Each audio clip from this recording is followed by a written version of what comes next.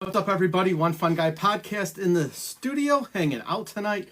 Just wanted to say what's up. Wishing you guys well. Hopefully everything's good on a Saturday night. I am going to be live with my buddy Kelly in about an hour. We're going to be doing the pod cult. So I just thought I'd come on now to say what's up, see how everybody's doing, see how everybody's night's going. If you're on, come on and say hi. Join me.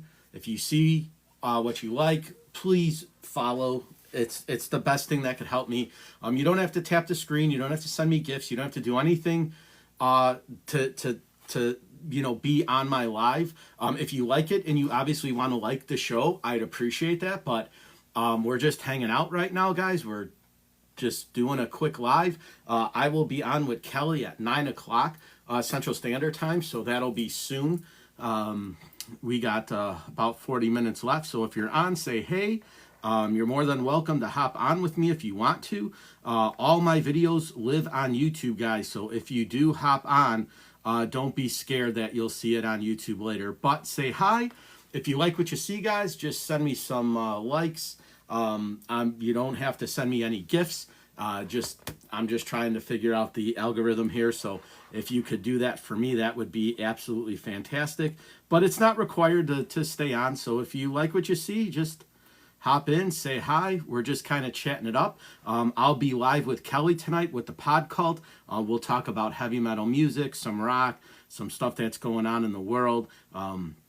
Obviously, the big thing in the news is the Jane's Addiction fight. If you guys don't know what I'm talking about, it's been all over the internet. Perry Farrell basically swung on Dave Navarro.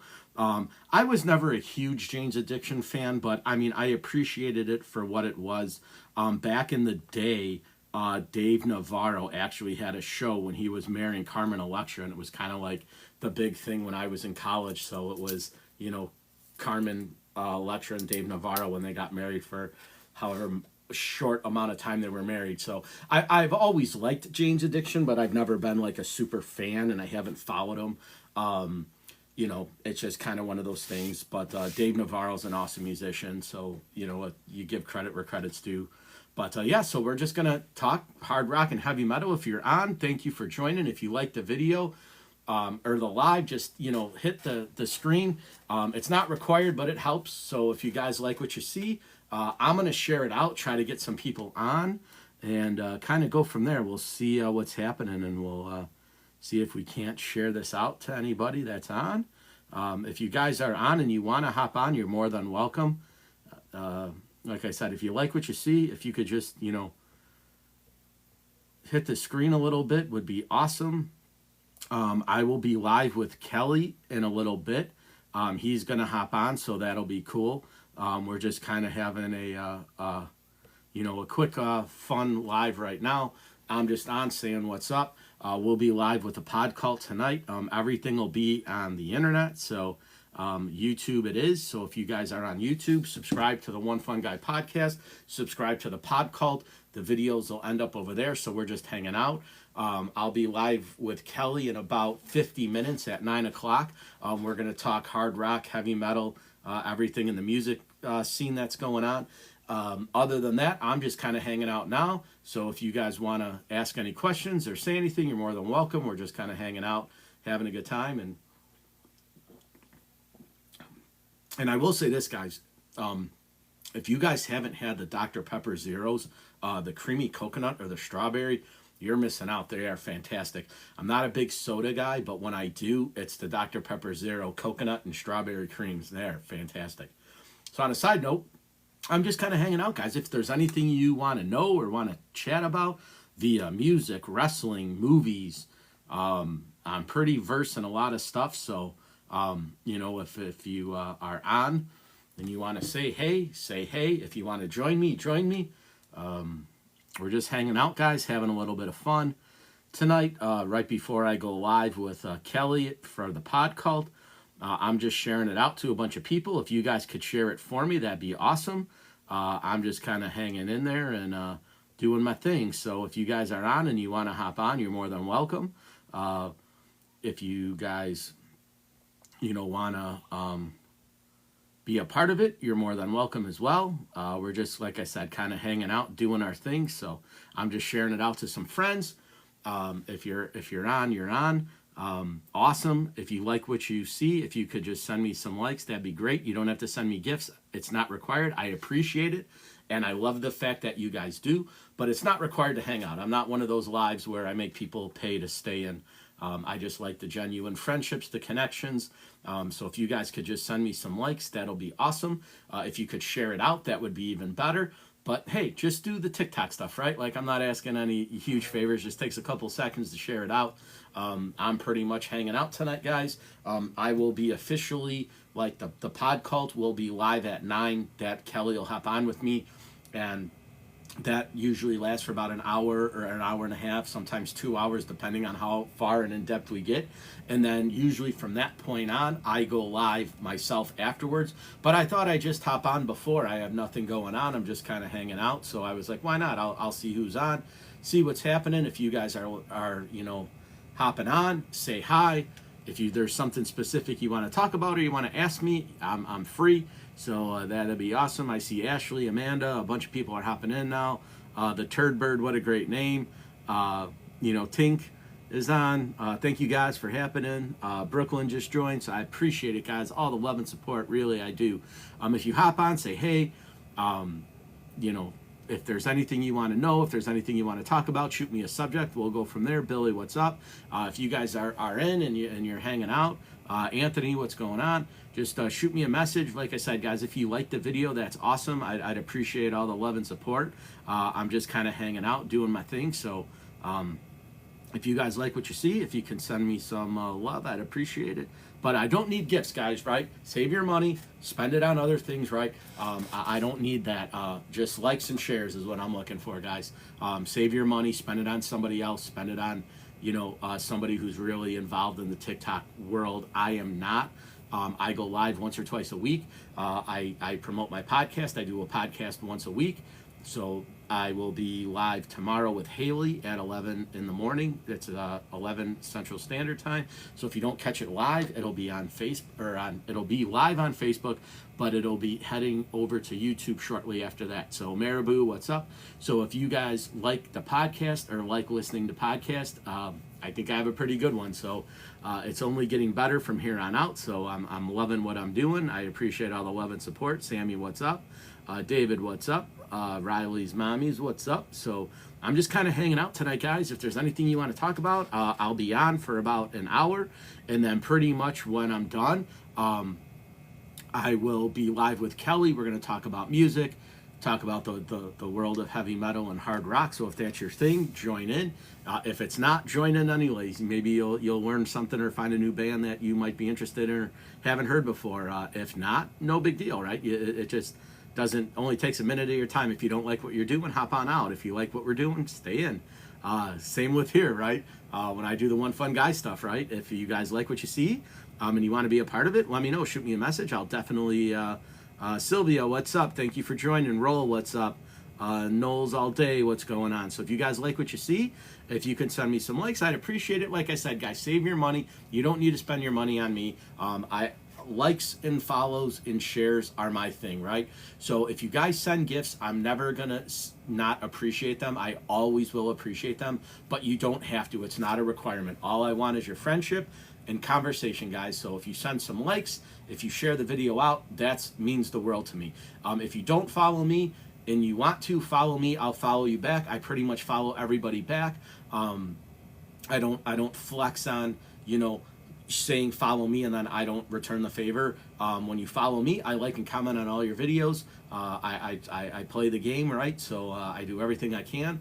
But all I really am asking for, guys, is likes and shares. If you don't follow me, follow me.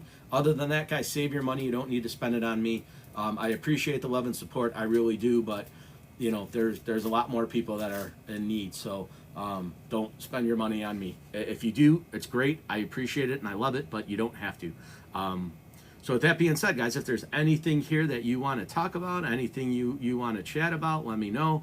Sylvia, thank you for all the likes. That helps me out a lot. So the likes, the shares help a lot. Obviously, you follow me already, so I appreciate that.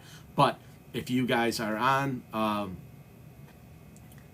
Tiff, what's going on? So if you guys are on and you're here, say what's up. If you guys send me likes and shares, that's what I need, guys. Save your money, spend it on other things and people that are going from there. So if you follow and support somebody that's there, obviously I love the gifts, guys. I appreciate them. Tiffany, thank you. But it's not required, guys. My lives are just a fun hangout. If you like what you see, hop on, say something. It's awesome. You don't have to spend your money on me. Likes and shares are great. So yeah, football season, right? So we're into that realm now. So that's pretty much up. Julie, what's going on? Hey, from Southwest Oklahoma. Sooners, right? Wazul, what's going on? Boomer Sooner, what's happening? Sarah, what's going on? So, the likes, guys, I appreciate that. Likes and shares are great. If you spend money on me, I appreciate that, guys, but it's not required. You don't have to send me gifts. Save your money. Spend it on other things. There's plenty of other people that need it more than I do. I appreciate the love and support, guys, but likes and shares do me just as much appreciation as gifts do. So I appreciate that. But it's not required, guys. Nothing is required to hang out in my live. If you like what you see and you want to be a part of it, it's awesome. But there is no requirement for anything to be here, guys. I don't ask for people to drop money. I don't kick anybody out. Obviously, if you're rude or obnoxious, I will. But other than that, I'm not a pay to play type of guy. So you can hang out in here all you want. Mike, what's happening? If you like what you see, awesome. If you follow me, I'll follow you back. I play the game, guys, so I will like and comment on your videos. Any messages you guys send me, I always reply. I am a one-man team, but I give everybody the benefit of the doubt, and I send all the messages back, guys. So if you communicate with me, I'll communicate with you. It's a pretty simple thing, guys, right? The lives are fun.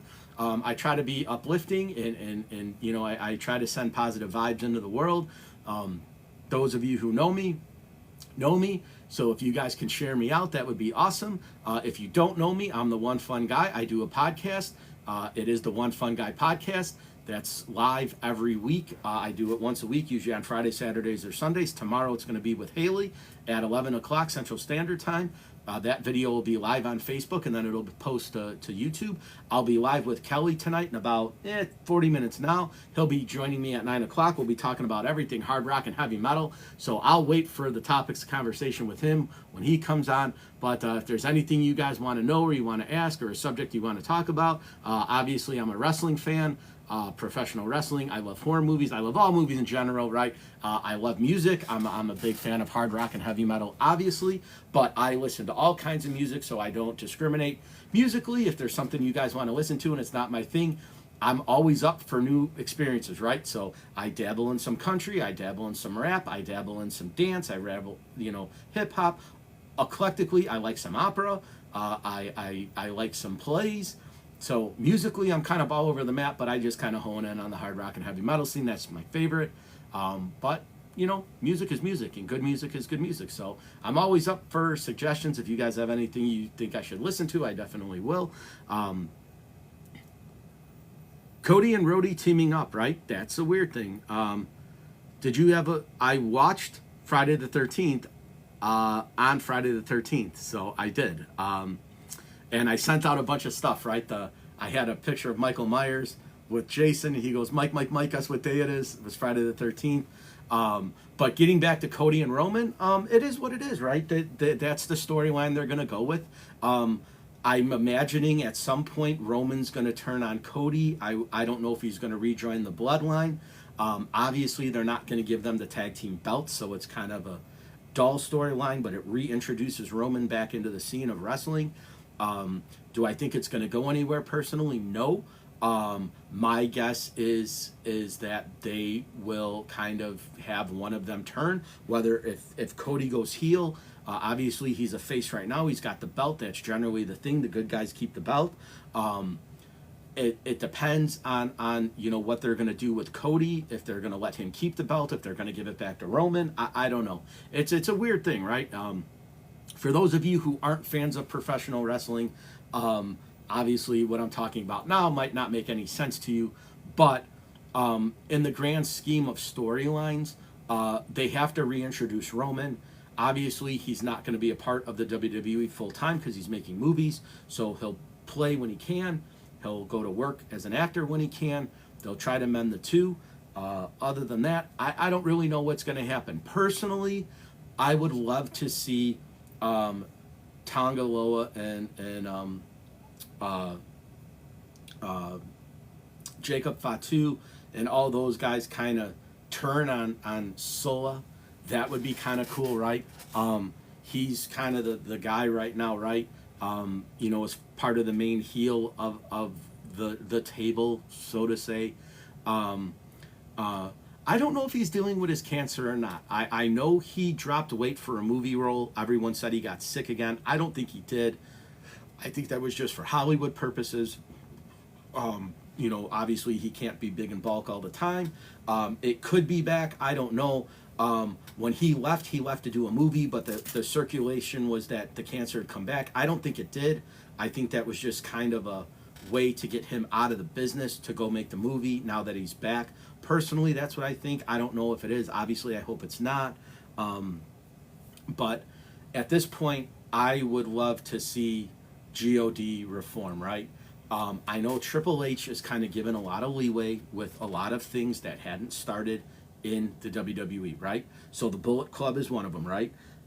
When Vince was in charge, he didn't want anything to do with that because it wasn't his idea, right? It was basically, Finn Balor started it with God, Bad Luck Fale, and Kenny Omega. They were kind of like the OGs of the Bullet Club, and anytime they brought anything Bullet Club into the WWE, Vince shot it down right away. Now, you have AJ Styles, you have Cody Rhodes, you have Finn Balor, and you have God, which are basically the most OG members of the Bullet Club, minus the Bucks and Kenny Omega in the company. So I don't know if Triple H is going to get, ballsy and say, let's do it, right? Obviously, they're not going to be able to merchandise it because New Japan Pro Wrestling basically owns the rights to the Bullet Club. That's kind of where it is. But if he decided to pay them and say, hey, listen, can we split your merchandise? How awesome would it be if Finn Balor, AJ, God, Anderson and Gallows came back with Finn and all these guys in the Bullet Club with Cody, right? And they all wore it. It might be something cool for people that only follow the WWE and don't follow any other wrestling. They wouldn't know what the Bullet Club is, so it would be an introduction to them. I don't know if you remember back in the day, about 10 years ago, Finn Balor started wearing the Balor Club stuff, and Vince shot that down right away. The Balor Club was about a 6-week thing, and because it wasn't Vince's idea and he didn't want to split any of the money, he canceled that right away. But how awesome would it be if God came back, right? That would be fantastic, right? And if you guys don't know what I'm talking about, all you need to do is look up the Gorillas of Destiny in New Japan Pro Wrestling, and you will see God, and they are awesome, right? So that would be cool, my opinion. Obviously, some people are like, leave it in New Japan, right? Don't bring it mainstream. But you have the major players, right? You have basically 6 OG guys that were in the Bullet Club that are in the WWE right now. So it could be done. It would be cool, I think. Who knows, though, right? It's just a weird thing. I don't know if they'd want to go that route. Obviously, you'd have to be very careful, because if you did it and it blew up and it's awesome, what are you going to do with the rest of the roster, right? Because everybody would be focusing. It'd be like DX all over again, right? You wouldn't have any other tag teams. Those guys would have the belts. They would hold every belt in there. I would imagine at that point they'd probably have AJ or Finn Balor beat Gunther for the Intercontinental. Cody's the world champion. I would imagine God would get the tag belts. They would probably put every single belt in the WWE on the Bullet Club guys, just like they did in New Japan. That was what they did. It was their faction, and every one of them that was in the club had a belt. So they would all come to the ring with their championship belts on. So it was a cool thing to see. I don't know if they could replicate that or duplicate it.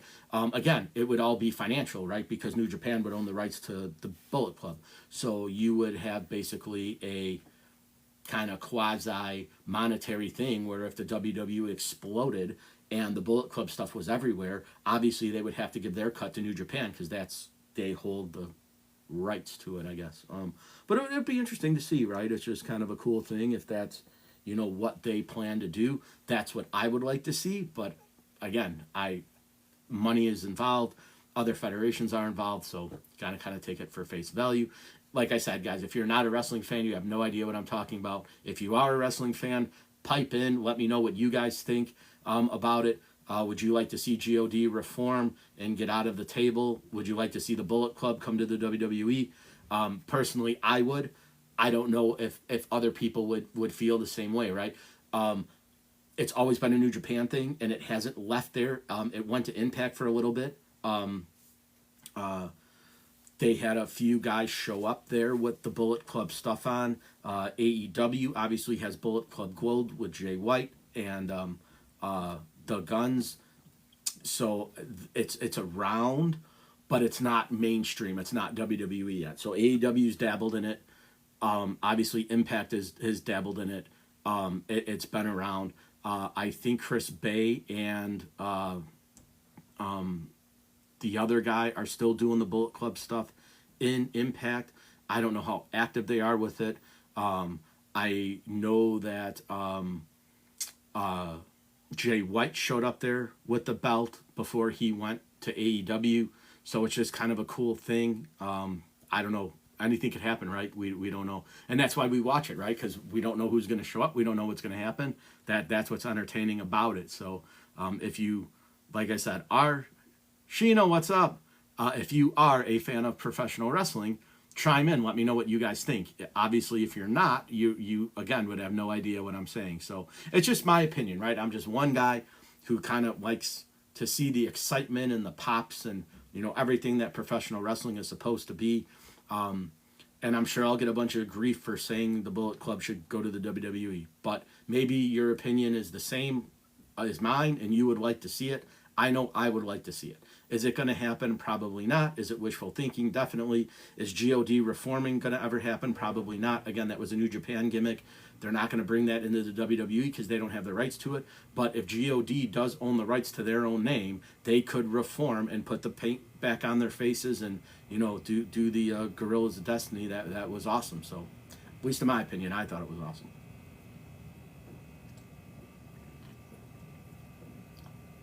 So, right now, guys, I'm just hanging out. Kelly's going to join me in about 30 minutes. We're going to do the pod cult, talk about everything heavy metal and hard rock. Ellie, what's going on? So we're just kind of hanging out for tonight, guys. I got about a half an hour before, like I said, Kelly joins me to do the pod cult. If you guys want to hop on with me, you're more than welcome to. If you just want to hang out with me, that's great.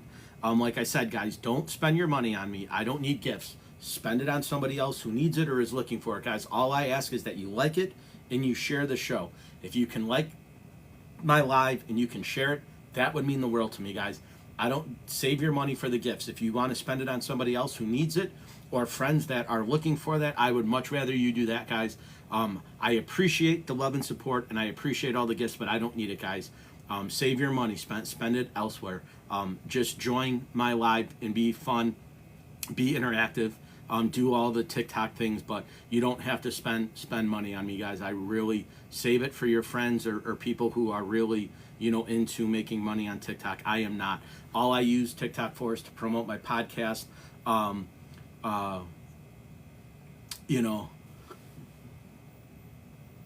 No worries. I appreciate you too, Ellie. That's awesome. So like I said, guys, all I really, ask for is that if you like the video and you share it, that would mean the world to me, guys. Again, save your money on people who need it or that use TikTok as a monetary platform. I do not. I just use it to promote my podcast. I try to get all the eyes here over on YouTube. If you guys could subscribe to my YouTube channel, One Fun Guy Podcast, it pops right up. It's in the link in my bio. It's where everything lives. So when I'm done with these lives, I download everything, I upload it to YouTube. It'll live there. This one will be up tomorrow. I will be live with Haley in the morning. If you guys follow her on TikTok, she's Haley Mama of Chaos. She is going to be my guest live tomorrow. We are going to talk about networking, the power of TikTok, TikTok sales, the TikTok live shop. She is much more versed in this than I will ever be. Like I said, I use this platform to promote my podcast. She uses this platform to promote herself, which is what you want to do, right? Because you are your own salesman, right? This podcast that I'm doing is all about me, and I'm selling myself for you guys to listen to my stuff, right? So when you guys go live, you're probably doing the same thing, right? You're promoting yourself. You want to get everything you can get out of this, right? Gifts, money, shares, likes, follows, subscribers, all of that stuff, right? That's great on you guys. For me, I just want eyes on here over to my YouTube channel. If you guys could subscribe to the One Fun Guy podcast over on YouTube, that would absolutely mean the world to me. That's what I'm looking for, guys. Eyes on me over there. Here is just a hangout, guys. I love the interaction. I love the chatting. I love the conversations. I like the stuff we talk about. So for me, that means way more than money could ever be.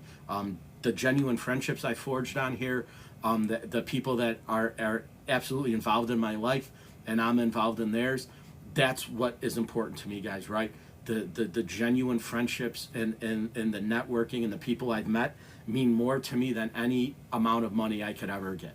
So for me, it's all about the networking, the interaction, and the social aspect of this, which is great. I don't come live every night, guys. I'm usually live once or twice a week. It's usually on a Friday or Saturday night. Last night I was super busy. I couldn't get on, so I hopped on now. I will be live at 9 o'clock with Kelly. He's going to hop on with me. We are going to talk about everything hard rock and heavy metal. So if you guys don't know who Kelly is, follow him. He's Kelly Asnerzik. He's in my friend link. I pinned a couple and shared a couple of his stuff so you can find him. So Kelly's on. If you guys are on here, follow Ellie. She's awesome. She goes live all the time. She's got a great group of friends that she does lives with. I've hopped in with her a few times, so follow her. Follow Sylvia. Follow Tiffany. Follow Haley. All the people that interact with me on here and outside of this network, they're all my friends. So please, guys, follow them. That would help them out as well. So if you're following me and you don't follow them, please follow them. If you don't know who Ellie is, she's the one that's liking all my lives, so follow her, guys. Just, she's got a great live show that she does. She's super fun with all her guests. So we're all in this to have a good time, guys, right? Obviously, there's certain people that are going to use this platform to try and monetize themselves, which is awesome. I'm all for that, guys, right? Make your money. If that's what you're ambitious on and you want to have, 10K, 15K, 20K followers, and you want gifts and you want to cash out at the end of the month and you can make a few extra $100, more power to you. That is awesome. I will always hop in your lives when I can. I will always try to like your videos and share your stuff, comment, keep the algorithms going for you guys, right?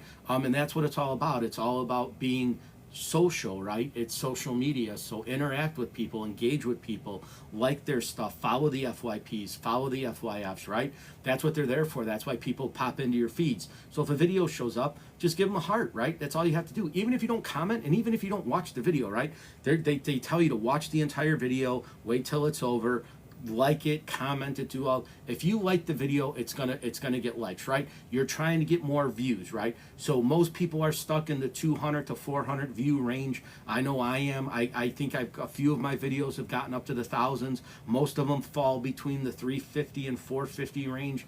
Every once in a while I get to a 600 or 700, but most of my stuff just falls in that range, and I'm a mid guy, right? And I'm not ashamed to say that, right? I'm in the D2 league. I know people fight to get in the A leagues. To obviously be A1, you have to have a massive following, right? You go live every day. You have hundreds of people in your lives. They're all sharing your stuff. Those people are deserving of the money that they get, right? They'll make a couple thousand a month on TikTok, if not more, right? They play the game. I don't, and I'll be the first one to admit it, right? I use this platform to get eyes on my YouTube channel. I love all the gifts. I appreciate them all. But like when I cash in at the end of the month, it's like $11. And the first thing I do is hop on somebody else's live that I'm friends with when they're in a battle, and I spend that $11 on them. And then, I build it back up. So, for me, every little bit that I get goes into somebody else's is bank at the end of it, which is fine for me, right? I'm okay with that.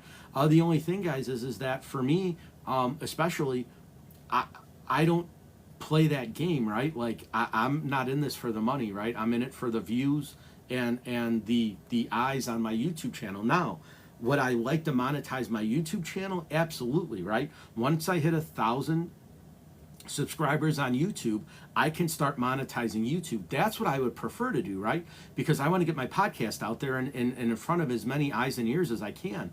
So that's my goal. It isn't to be TikTok famous, it's to be YouTube famous, right? That's where I kind of want everything to go, right? So if I could have the 5,000 followers here, if every one of them could subscribe to my YouTube channel, I'd be golden, right? Because once you hit, once you hit 1,000 followers on YouTube or 100 subscribers on YouTube, that's when YouTube says, now you're playing our game, right? So you can start selling advertisements in your videos. You can start tagging things. You can start getting products to review. You can start doing all of that stuff. So my goal is to be YouTube famous, right? That's what my goal is to be. If I can do it on TikTok, that's great, but it's not my number one plan, right? TikTok is just a program that I use and an app that I use to get eyes on YouTube. And I have no qualms about that, right? And I'm very honest when I say that. I appreciate you guys liking my lives and sharing my stuff. But again, save your money, spend it on somebody else that wants to become TikTok famous and wants to get, all the gifts that they can get. Spend your money on them. That's fine. I'm not asking for it. All I'm asking for is if you can go over to my YouTube channel and subscribe to One Fun Guy Podcast, that would help me out immensely. So that's my goal, is to get everybody here over to YouTube. Takes 30 seconds. Go to YouTube, type in One Fun Guy Podcast. I pop up, subscribe. That's what mean more to me than anything, right? That would be like you guys gifting me lions and galaxies and all the other stuff that you get on here, right? I don't need that. I need people to go to YouTube and subscribe. That's what I need. If I could get that, that would be fantastic, right? So save your money, save the big ones, right? The $20 and $30 gifts for people who need it, right? That are asking for it. When they go into battles, help your friends out, help support them, do everything you can for them. That's what it's about. For me, all I ask for is if you like the video, you just send me some likes, share it out. That helps me out immensely. And if you can tag your friends to tell them to subscribe to the One Fun Guy Podcast on YouTube, that would mean the world to me. So that's what I want to do, guys. That's my goal, is to get YouTube famous, not so much TikTok famous, right? Now, I love the friendships that I've made. I've said that before. All the networking I've done, all the people I've reached out to, all the people who are a part of my life now and are friends of mine. Awesome. I love you guys, right? That's it. And I always joked around with Sylvia, right? I don't know if she's still on, but I always said, guys, if I ever made it big, you guys are my core, like you are my OGs, right? So if I ever hit 1 million subscribers on YouTube and made it huge, I would remember everybody here. I would remember everybody that was in my lives when I was a nobody, right? I'm not famous at all at this point, right? I have a couple hundred followers on YouTube. Hopefully I get to 1,000. That's my goal. But if I ever made it big on YouTube, I would thank you guys from the bottom of my heart 1,000 times over, because you guys are my old G's, right? You're my old school guys and girls, right? You guys are the ones that helped me and supported me and brought me from the bottom up to where I'm at now, right? When I started on TikTok, I was like everybody else, guys. I went from 0 to 1,000 relatively quick. And I went from 1,000 to 5,000 relatively quick. I've only been on TikTok since January. I started my TikTok January 14th of this year, 2024. So I am only been on 9 months now, right? So next January will be a year, and I'm pretty happy with my progress, right, of what I've done. Same with YouTube, guys. I started my YouTube channel many years ago, right? Like, I've been a part of the YouTube community for a while, but I've never put any videos up. I was just subscribed to other people that I liked.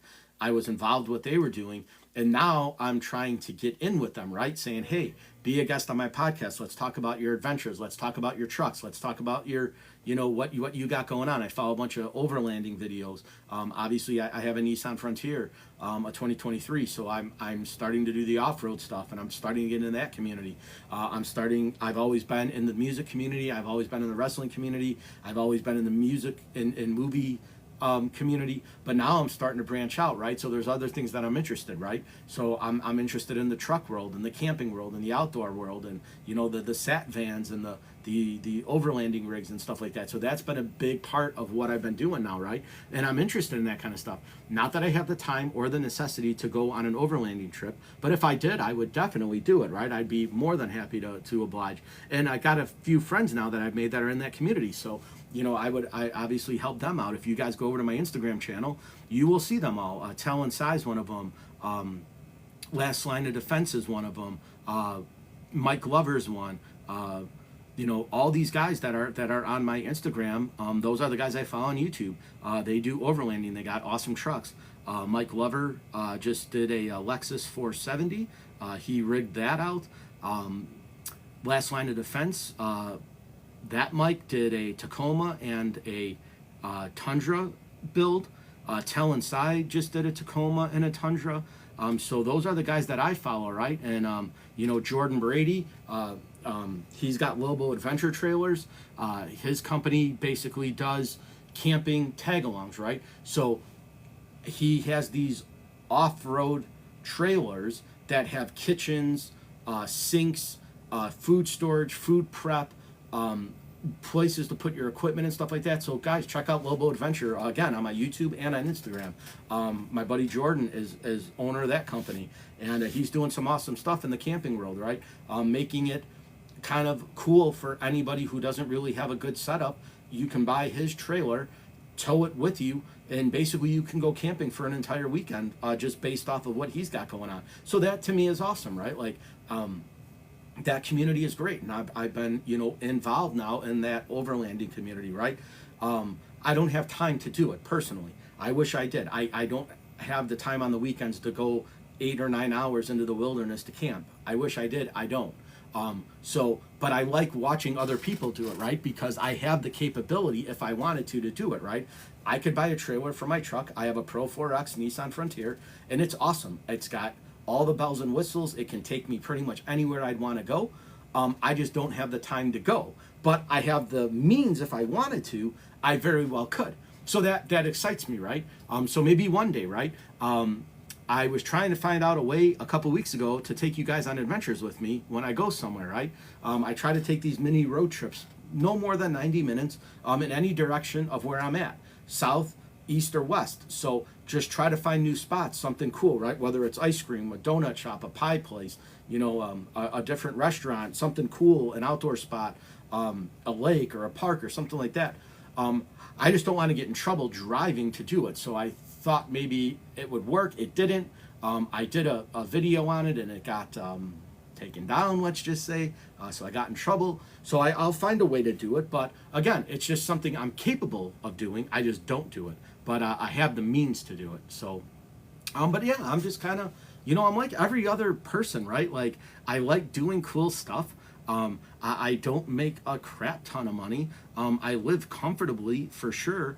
But I mean, I don't have the wealth to, tell my job, hey, I'll be back in a few months and go, right? I would love to be independent, right? At some point, if my YouTube channel ever picked up and I was getting 100,000, 200, 300,000, I would consider making YouTube my full-time job, right? That way I could do everything I wanted to do and basically vlog it and, be YouTube famous. But hopefully that day comes. If it never does, I'm totally content. If it does, I'd embrace it. I don't know how it would work financially, but I would give it a go, right? I know a couple people who have had, careers that they left because their YouTube channel picked up and they were basically YouTube famous. And I think it's about 300,000-ish, I think, and upwards, where you could make a living on YouTube, right? I think 500,000 is kind of like the solidity mark. And then obviously once you make, once you hit 1 million subscribers, the ads basically pay you to do what you want. Those guys are in the big realms, right? They're probably making 10 grand a month with advertisements, videos, and doing all the stuff. Now those guys obviously will have a team of people. They will have editors. They will have people sharing all their posts. They will have it. That's awesome, and I don't knock them, right? I'd love to have that, right? How awesome would it be if I was able to hire 2 or 3 of my friends and pay them, $1,000 a week to edit my videos and come on adventures with me, right? I'd love to do that. That's the goal, right? That's what I'm aspiring to one day. Hopefully down the road that'll happen, right? I'll make enough money where YouTube basically pays me to live and do YouTube videos, so I could do my podcast, I could do vlogging, I could do adventures, I could do a whole bunch of stuff and basically take you guys on these awesome, trips and adventures with me. That's the goal, right? So, I don't know if it'll ever happen. It might. If it does, awesome. If it doesn't, I'm happy with what I'm doing now. I love doing the podcast. I love meeting new people. I love talking to people. I love hearing their story. So for me, that I'm content, right? I'm very good as to what I'm doing. I know a couple people hopped in, guys. I'm not ignoring you. I'm just kind of, in my own little world here on my rags to riches rant, if that ever happens, right? And hopefully it does, right? I don't know if it ever will. If it does, that'd be fantastic. If it doesn't, I'm content with my podcast. But who wouldn't want to make a few thousand a month doing something fun that they enjoy doing and would rather do it? And I like my job, Rick. I'm not knocking it, right? It's a great career. I'm happy with what I'm doing. I just if I was getting paid to do something completely different and it paid the bills and I didn't have to worry or stress about anything, I would by far rather do that. But unfortunately, I'm not there yet. Maybe I will one day, maybe I won't. I don't know. We'll see. But the journey's been fun, right? And everything I do, guys, I've said it before, is documented on YouTube. Go to the One Fun Guy podcast. You can see all my podcasts, all my TikTok lives, all my shorts, all my videos that I do with other people, all the pics and stuff that I've done. Everything lives on YouTube, guys. So I have a pretty good base on Instagram and TikTok with pictures and stories and things like that. But everything lives on my YouTube channel. So the YouTube is basically a journal of my journey. It's basically a journal of my story since I started last January, and everything is up there. I'm on episode 33, which is actually more than one a week. Sometimes I've done 2, even 3 podcasts in a week, and then obviously I'll take a week off or 2 weeks off. But everything I've done is on YouTube, and there's no secrecy towards that, right? So I'm an open book over there. You could see all my lives, all my quirks, all my funnies, all my dupes, all my slips. Everything is live, guys. I don't pre-record anything. All my podcasts are live on Facebook, and then I download them. I edit the videos just to make sure that there's no glitches or nothing froze up. I will eliminate those parts of the video. Usually they're about maybe 5 or 7 seconds that I'll delete, but everything else is live. So as it happens, and everything lives on YouTube. This is my studio, guys. This is my background. So when I go live, this is what you see. So anytime I'm here in the studio, you will know this background is my studio. If I'm not here, I'll say where I'm at. So I've done podcasts from Florida. I've done a podcast from the Caribbean. I've done a podcast from California. So sometimes I'm not here physically, but my podcast is me, obviously. So I've done one in Indiana. I've done one in Wisconsin. So I've been other places besides my studio, but this is my podcast realm, right? This is what I'm familiar with, right? So microphone setup, lighting is good, acoustics are good, everything is here. My background is here. I got my books, my library, my certificates. So everything is good, right? My studio is awesome, and I'm happy to be down here in it, right? So I have a little area in my basement that I'm fortunate enough to have a finished basement, and this area was kind of free. There's walls on both sides, obviously behind me, and then in front of me is wide open, but the sound is great, so I don't have to worry about it. When I go live, I plug in my microphone, and I do my lives with the microphone, so the sound quality is great. It's much better than this. Obviously, I'm not using a microphone now. It's just the iPad mic, but nonetheless, that's kind of where I'm at, guys. So like I said, you guys are my OGs. You guys are my originals, my core group of people, and I love you for that, guys. Don't ever forget that. I'm always here. Tracy, what's going on? But yeah, you guys are my OGs, right? You guys are my people.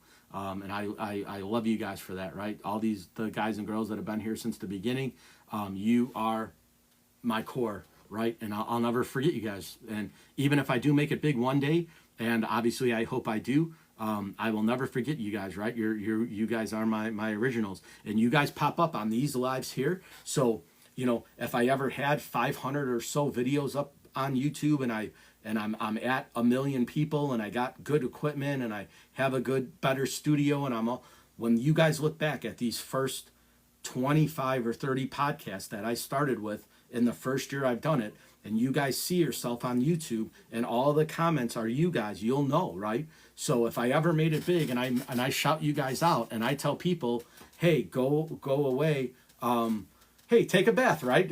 I'm here, right? We're all friends. Do what you got to do. But anyways, in terms of everything on a spectrum, when you guys watch my older videos, you will see all these comments, right? All these lives that I do, I put them on YouTube. So when you go back and you're like, hey, I know that guy. I remembered him when he was, in his basement in his studio, interviewing all of us. You guys can go back and say, hey, this is me, right? Screenshot yourself, right? Take the screenshot, send it out. Say, hey, I was with this guy when he was a no-namer, right? And now, he's, one of the biggest podcasts in the world, right? And so you guys can shout yourself out. Everything will be live on YouTube. All those videos, they never disappear. I'll never take them down. I will always appreciate where I start, right, guys? That's the thing. It's a journey. And so I even now, I love looking back at my first 2 or 3 podcasts of like how quirky things were and how the sound was bad. I didn't have a mic. I didn't have really anything set up. I just had a desk in it, and I was using an old Samsung phone. I didn't even have the iPad yet. So it was kind of very weird and small, and it wasn't very big, and it wasn't very broad, and it didn't sound great. And now I'm kind of moved up, right? And I didn't buy anything. My iPad is my old iPad. I just kind of deleted all the junk in it, and now it's just strictly used for podcasting. I went out and bought a $200 laptop at Walmart that was on sale. Actually, I think it was $179. And it does what I need it to do. It downloads my stuff. It's not anything great. It's a Chromebook by Acer. It does what I need it to do. I bought a $35 Anker microphone on Amazon. Is it the best microphone in the world? Absolutely not. But is it better than most? Yeah, it sounds pretty good. I have decent lighting. I have a ring light that I borrowed, and I pretty much, like I said, guys, my setup is relatively as basic as you can get. There's nothing outlandish about my setup. And one day I would love to take you guys on a journey. Maybe I'll show the behind the scenes thing of what goes on and what actually happens. But I don't have anything like it's not a world-class podcast setup. Like some of the guys have great studios and great acoustics and $100 microphones and $1,000 laptops, and they record on professional cameras that are $1,200-$1,300. They're like Hollywood style cameras. I'm one guy with an iPad, nothing fancy, but it works for me, so I'm happy with it. What I'm doing now, the basic editing and music and stuff like that, it works for me. I'm at its core easy. Would I love to get to that point? Yes. Would I love to have 3 or 4 cameramen behind me and showing all the views? Yeah. Would I like to have a full-on studio with a nice table and lounge chairs? Sure. Would I love to have a $1,000 microphone that sounds as crisp as you're recording a song? Yeah. I can't afford that, and I'll be honest, right? But this $40 microphone from Amazon does the trick. It does everything I need it to do. Sounds good, blocks out all the background noise, picks up my voice. I'm happy. Like I said, I record on an iPad. It's an older one, not newer. I think it's 2019 or 2018, but it does the job just fine. And I have my phone that's always with me here that I basically can kind of look up stuff and go from there. And then obviously, like I said, I have my laptop here, which is what it is. It's a fairly simple laptop. It's nothing too crazy. It's not the best for anything, but for what I need it to do, it's perfect. It helps me edit my videos. It helps me add some sound, and it's simple. And that's what I always tell people, right? If you're going to go live, all you really need is a phone. It's like FaceTiming. It's relatively easy. I know a lot of people get freaked out and they're nervous and they're scared, and they don't want the backlash, right? When you're live, you're vulnerable, right? People can be mean and people can be rude. I get that, right? And nobody should have to go through that. You shouldn't go live and have people come in and start blasting you, right? They do, right? People are just mean. Sometimes they just don't have manners. They come in and they try to belittle you or put you down because they can. They're keyboard gangsters, right? They can do what they want to do. They're living a sad, miserable life, and they have nothing better to do than to pick on you. When all you're trying to do is be fun and be entertaining and have people watch you and conversate with you. So it sucks. So there's no negativity here. Even in the comments, if you guys talk amongst yourselves and you keep it cordial and you meet new people and you follow new people, awesome. If you are starting to get rude or ignorant towards me or anybody else, then I will just block you and remove you. I have no problem doing that. Luckily, I've only had to do it once since I started. And most of them are spam, right? So people get in there and they just kind of like to, hit the same thing, introduce yourself and tell us your name, and they do it 1,000 times, right? And you get aggravated, but it's like, you know what? All they're doing is putting more comments into your lives. So it's helping your algorithm. As crazy as that sounds, them conversing with you is basically good for you, right? Because it shows that they're engaging. Even though they're typing the same thing hundreds of times, at least it's more there. So, and yeah, so yeah, I appreciate that, right? I've been lucky though. Everybody that's been in my life has always been cordial. They've always had, a good conversation. They've always asked cordial questions of me. What do I think of this? So I love that, right? And I'm very fortunate because I do see a lot of people on here. And again, you ask for it with what you're doing, right? If you're a guy and you are, flaunting what you have to expect all the rude comments, and the same for the females, right? If you come on here half dressed and you're promoting what you're doing, right, you're going to get those comments, right? Whether they're sexually motivated or they're driven in that way, but you're asking for that, right? You're putting it out there. I put out positivity, right? I want to hear positive stories. What happened in your day? What did you do? What did you accomplish? What tasks did you do? That's what I'm interested in, right? Tell me about your shopping experience. Tell me about what you did with your kids. Tell me what you did with your spouse. I'm all about that, right? Tell me what you had going on for the day. I have some teacher friends. They'll tell me, hey, I was in class and I had some students, and we chuckle, right? And we can relate to that. So that's what I like to hear when you guys tell me about your life and what's going on, right? That's engagement to me. You don't have to tell me your deepest, darkest secrets, right? But if you tell me what you did today, or something fun, or a vacation you went on, or hey, I went to the beach today, or I went to the lake today, or I went down by the river, right? Awesome. I do those things, right? I hang out by the river sometimes, right? It's peaceful, calming, clear your head, clear your mind.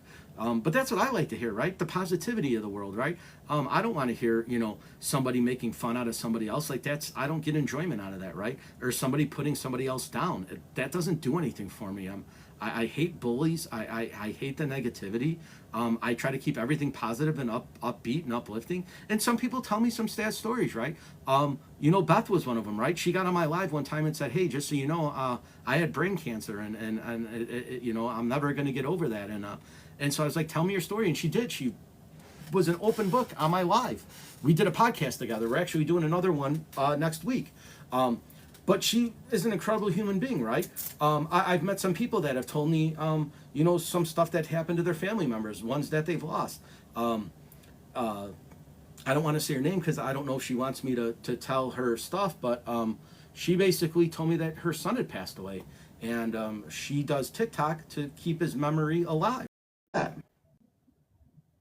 So we are officially now, guys, doing the pod cult. Kelly is on. We are going to talk about hard rock and heavy metal and everything about music. I know that he has some interesting stuff that happened to him in the last few days and week. Obviously, the big one is Jane's Addiction. I think everybody's kind of saw the Perry Farrell punching Dave Navarro on stage. So that's been the big thing the last day in music. Last night it happened, so that's been blowing up my stream. So yeah, you're gonna have to fill me up on that one. I saw the news thing, but I didn't actually go see it. I had other things to do. So they started their reunion day one. I think it was just a little bit over halfway through. Perry Farrell is in the middle of a song. Dave Navarro's doing a solo. Perry Farrell looks over at him and mentions something. Dave Navarro looks at him and keeps doing a solo. Perry Farrell walks over and elbows him, basically turns to him. Dave stops playing. Perry Farrell punches him, and then the rest of the security pull him away, and Dave Navarro put his guitar down and they walked off stage. So I don't know if it was a publicity stunt. I know a lot of people are saying that, obviously controversy brings more attraction to it. I think Jane's Addiction is a big enough band where they didn't need to do that. Perry Farrell definitely looked under the influence of something. He obviously didn't look right. Obviously, Jane's Addiction is synonymous with drug use, right? They've all been drug abusers. They've all been, addicts for a long time. I know a couple of the guys in the band have mental health issues, but it just seemed to all culminate. But it was their first night of the reunion show. That was the first time they played live together since 2011 at the festival in Chicago. The Lollapalooza was their first reunion. They kind of went on a hiatus in 2013. They haven't done anything together. They decided to bring it back on the first night they got in a fight. So. Yeah. Wow. Yeah. Like I said, I saw something about it. I think, I don't know what else they have going on. It doesn't seem like a publicity stunt really to me. I think that they broke up for a reason, and it probably still boiled over. It's like, yeah, I guess we can't reunite just for the money. Right. and so then all the memes came out, right? Because you have Oasis, which is reuniting, and the brothers have fought on stage many a times, right? They went to blows in Birmingham. Oh yeah. Yeah. So, so everyone said that now Oasis doesn't have anything to fall back on because, Farrell took a punch at Navarro. Yeah. Well, they're well off. They don't really need the money, right? I don't think. They probably just missed the stage a little bit, That's I don't think. And Dave Navarro's done everything right in between. He was in Camp Freddy. He's been in a bunch of stuff with a lot of famous musicians, so he doesn't obviously need the money. And like I was saying earlier, I started really liking Dave Navarro when he was marrying Carmen Electra. They did that whole thing on MTV for like 6 months. It was a weekly show about them planning for their wedding. They were married for like a year. Didn't last very long, but it was cool just to see. That's a long time Hollywood time. Right. Yeah. No.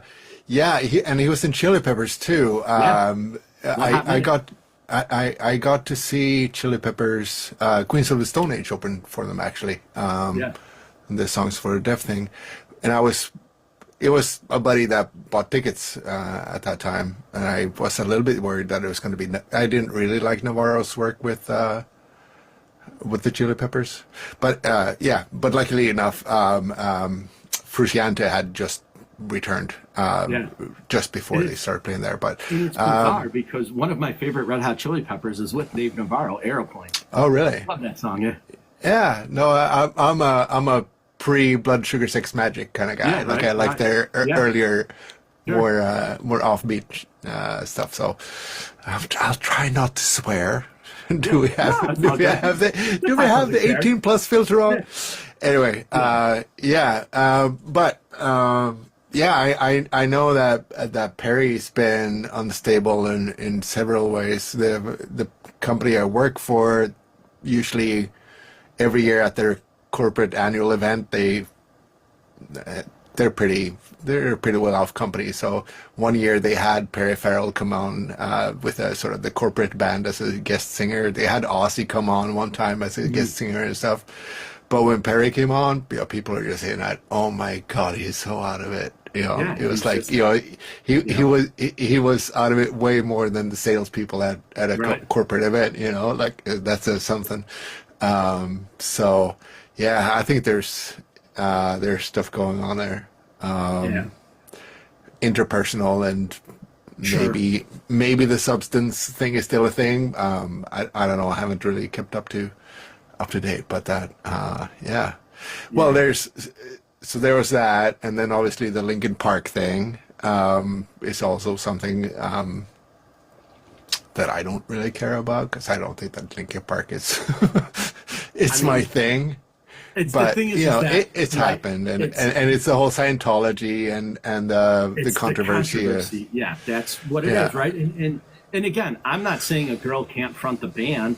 She didn't sound bad, right? Like it wasn't a bad sound, but like you're replacing arguably one of the best singers of our generation, right? Like people don't realize how good Chester Bennington was as a singer, right? And a frontman. And when you have a legacy like that, you almost seem to want to find somebody just as big as him, right? Like everyone takes the Stone Temple Pilots attitude, right? Like, let's find a local guy and make him a singer. No. In that position, you have to find a big name guy who's not doing anything right now that would come in and fill in those shoes. That's what they should have done, right? And I'm not saying she's bad. I just don't really, out of all the people I would have picked, she's not one of them. And I know that he's busy with Slipknot, but Corey Taylor would have been awesome. Yeah. Corey Taylor, that was one that came to mind for me too. I think promotionally, band-wise, if they still want to keep the band doing what the band does, I think that it's a brilliant move to choose a female singer, because it's like, okay, we're starting over. We are not the Linkin Right. Park of old. We're not doing the Pantera thing where, a guitar player is paying homage and trying to play like Dimebag or whatever, right? We're starting something new. That is pretty cool of an idea, but I think you're right. Like Linkin Park, really, they have the star power. Like they could totally blow up by they could have done an Audio Slave type of thing, right? That's what they should have done, right? And I'm not saying that they couldn't have done that replacement later, but for right now, you need to find the biggest vocal recording artist you can get to fill those shoes. That's what they should have done, right? And obviously, it takes a special talent to fill those shoes, right? But they should have went with star power first, and then they could have introduced somebody else. And again, you said it perfectly. They're a big enough name where they could have picked anybody. People are Linkin Park fans. So no matter what they put on stage, people were going to go to that. Yeah, no, that's true. Sorry, Sylvie, I was busy in my own head. Hello, I'm glad you think I'm good. I feel good, at least. Yeah, right.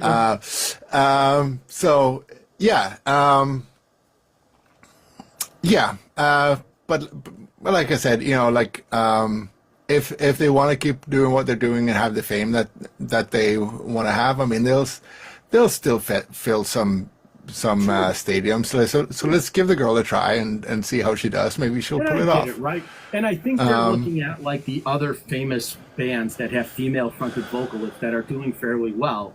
I think it puts eyes on the band again, and not that they need to have any relevance because they've already solidified their spot in rock and roll history, right? Of what they did as Linkin Park. But like I said, I think at first they should have went star power. That's just my opinion. Get the best vocalist you can get. Let him fill Chester's shoes. And she didn't do a bad job. That's the thing, right? She didn't sound terrible. She wasn't offbeat. She wasn't she did everything she was supposed to do. But is she going to be that person for the next year and a half, 2 years? I don't think so. Right? Yeah, no, you kind of expect something more than doing what she's supposed to do for a band like Linkin Park. Like it's supposed to be extraordinary, right? Yeah, sure. So I totally get that. Absolutely. And it's unfortunate because most of the other people that come to mind that would have or could have done that role, if it wasn't, Jonathan Davis probably would have done a really good job right at Korn. But Korn's on a world tour, so they're not going to be able to they can't get those guys, right? Yeah, no, I don't think that he would have been the right guy either. Korn has been, they've been so hard, right, on the really hard end of things, while Linkin Park were more like, heavy metal for kids. I'm sorry if I offend anybody by that, but you see, they're a little bit more on the lighter side. I don't think that a Korn guy going to the lighter side would have been a great choice there. But I'm just saying for like star power, right? To have somebody that has range and that you can say, okay, because obviously he's not going to be in the band, right? He's not going to front Linkin Park because he's in Korn. But I think when you first reintroduced the band and you did it, their first couple shows should have been somebody who's somebody, right? Because at least now you can say, we're Linkin Park, we're back, we got this person to honor Chester's memory, and then moving forward, they could have introduced her. They came out with her, which is good, but look at the backlash it got now, right? And people are upset, verbally upset that they went with her. Not that it's going to hurt the band at all, but I don't think anybody now is going to give her for a shot, especially after, like you said, the Scientology, thing, the Danny Masterson thing, right? Like people are relentless towards her now, right? They're like, you picked the worst possible female singer. It was like, But I mean, almost there. We return to the thing that we started with, Jane's Addiction, to some extent, right? Hey, Chantal, how's it going? I, I think that they get started with controversy. It brings attention to them. It's like if they would just say, yeah, we're gonna be Linkin Park playing Linkin Park covers. It wouldn't be as interesting, right? But they certainly made a splash with this choice. So but now you're talking about the guitarist. Now people are curious. He might not rejoin the band, right? Because of who they pick. Because all this controversy came out. Now you have a main guy who's played Linkin Park since the beginning saying, I'm not going to play guitar anymore, right? And so you don't want that, right? You want your core guys that's there. true. And you should replace. I'm not saying they should kick her out and replace her, but at the same time, like, you'd have thought that they would have thunk this through a little bit better, right? Like that they would have said, okay, let's get somebody with some star power. There are a bunch of good singers out there that aren't doing anything right now that could have just taken that spot for their reintroduction. It would have been enough of a controversy just to have picked someone that is like, oh, you guys don't know this chick. But, that would have been controversy enough. So the rest of it, and the backstory kills them now because was a little too much, perhaps, right? And like I said, she didn't do a bad job by any stretch of the imagination. Right? I'm not knocking her for that, but knowing her background and that was going to come out, they weren't going to keep that secret. It just kind of fumbled the whole thing now because now they're saying, like, out of all the women you could have picked, why did you pick her? And now it's kind of left that taste in a bunch of people's mouths. And people that are Linkin Park fans that aren't a fan of hers aren't going to be Linkin Park fans anymore. Yeah. Yeah, I mean, I think, if they wanted to go female, Hayley Williams would have been awesome, for example. Paramore, right? Right. I mean, she sells out stadiums on her own. She doesn't need Linkin Park. But someone in that style, right? That could have been, again, to get some sort of star power. What's her name? They used to sing in Garbage. That could have been a good choice too, right? Oh, I know what you're talking about. Manson, Shirley Manson. Is that her name? Bring someone that is sort of classically, traditionally, famous, and do that in that case. And the voice is the most important thing, right? Like somebody that's got a powerful voice, like Chester had, right? That can scream. That can sing. He could kind of do it all, right? And it's like, it's hard to find, right? For who's available, who would be able to do it, who would be able to fill those shoes. It is tough, right? Like you can have it. And another one too that actually surprises me a lot when he sings and does like the vocals is Mark McGrath from Sugar Ray, right? Like he's got a fantastic voice. Oh shit! Yeah, like he does not. I'm a closet Mark McGrath fan, by the way. And yes, Sylvia, Garbage is a band. They were a band in the '90s. Butch Vig. Butch Vig, who is mostly a producer, decided that he also wanted to have a band. There was some controversy around that too. I'm not trying to deviate here. I'm going down a rabbit hole. Sure, I get it. But Mark McGrath, yeah. So Sugar Ray, they started out as a little pop punk band. I remember that. Like they got my attention because they sampled a song by All. It was a band called Descendants, and then turned into the name to the band All, and they're favorites of mine for sure. So it was like, okay, who are these guys? And they were kind of like, whatever. But then they did their oddball-y thing. Like it was the weirdest guitar pop that I've heard. I think they did Dissonance and all that. I don't think that they get enough credit, in terms of what they do. And then he was on Rock and Roll Jeopardy, and I think that he basically made the whole series fall apart because he beat everybody all the time. Like he knew everything. But anyway, yeah, I think that Mark McGrath, that would have been a great choice. Because I think that there's stuff in his tank that hasn't been explored that I think that he could do. I really think that he could step up and do that shit. Right. But he just hasn't had the avenue to do it. Like he's been stuck in the Shania Twain guest thing and or so whatever. It's weird because again, I mentioned the band Camp Freddy, and if you're not familiar with Camp Freddy, there's something else now. Camp Freddy was a cover band, and they would have all these famous musicians, and they would play one-offs, right? L.A. They would play at like these events for people. They would hire them, and it would be like Dave Navarro, Matt Sorum, Chester Bennington, Mark McGrath. They'd have all these different vocalists, and they would play covers of their favorite songs. Black Sabbath. They would play these old 70s and 80s songs, right? I know Corey Taylor did a Bon Jovi song one time, live, right? But they would have all these different famous musicians, right? So they'd have guest guitarists, so Slash, Dave Navarro, different drummers. They'd have Chad Smith. They'd have the guy from Jane's Addiction. They'd have Matt Sorum from Guns N' Roses and Cult, and they would have all these different guys, and they would just play covers. They'd be like, okay, this song here, we're going to have Mark McGrath's going to sing, The Doors, L.A. Woman, and he'd sing L.A. Woman. And they say, okay, now we're going to have Chester come out, and he's going to sing, Back in Black. They would play AC/DC. They say, okay, now we're going to have, Sebastian Bach's going to come out, and he's going to play, Judas Priest. And they would have all these famous singers just filling in, and they were like a cover band. And they would play these one-off shows. You can, like, YouTube it if you ever... YouTube Camp Freddy. It's awesome. They're fantastic. I'm getting the feeling that would have been one of the bands that might at the company party that I just noticed too, because I've heard coworkers of mine mention those names, right? Yeah. But that would have been a cool idea too for Linkin Park, wouldn't it have been? Right? It's like we're not gonna get a steady, solid all-time singer. We're gonna have people come in when they're available and sing our songs, right? That would have been cool, right? So for 2 months, Dave Grohl is gonna come in and sing for us, and then if the following, then Hayley Williams has a month off and she can come tour with us for that month or whatever, right? That would have been pretty cool, right? I think so, right? I mean, it's a little bit like Queens of the Stone Age too, right? It's one guy that then hires a bunch of people. Right. Why not?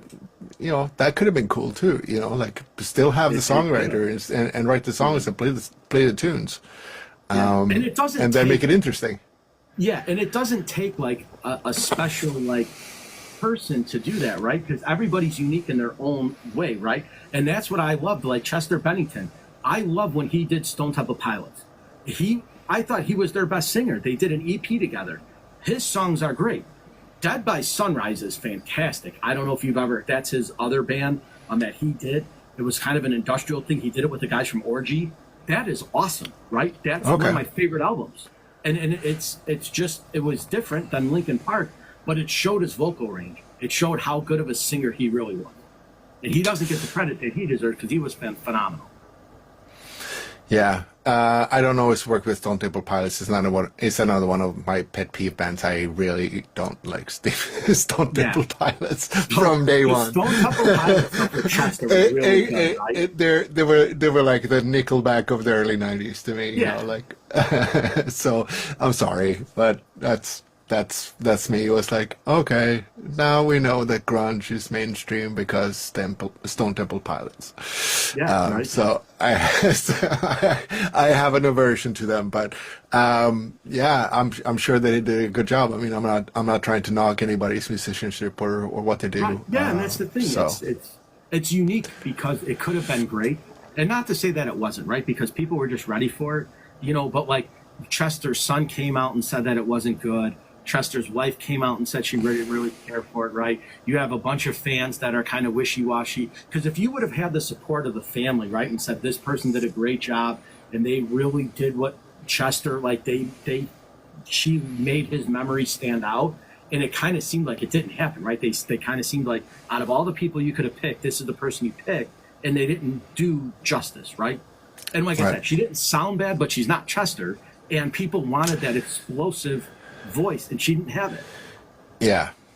No, I think that's the hard balance to hit, right? Sure. I think that goes for so many bands to decide whether should we even try to do this. And they're so big, they're like a corporation, right? They make so much money, and there's so many people that are interested that I'd be surprised if they didn't do any market research to some extent and then made a decision on that. It's like So yeah, You you're know, right. what is it really that our fans want? Is that, should we cater to that, or should we just sort of, yes, that's what you want, but that's not what we want to do. So in that case, we need to sort of still satisfy them somehow with something.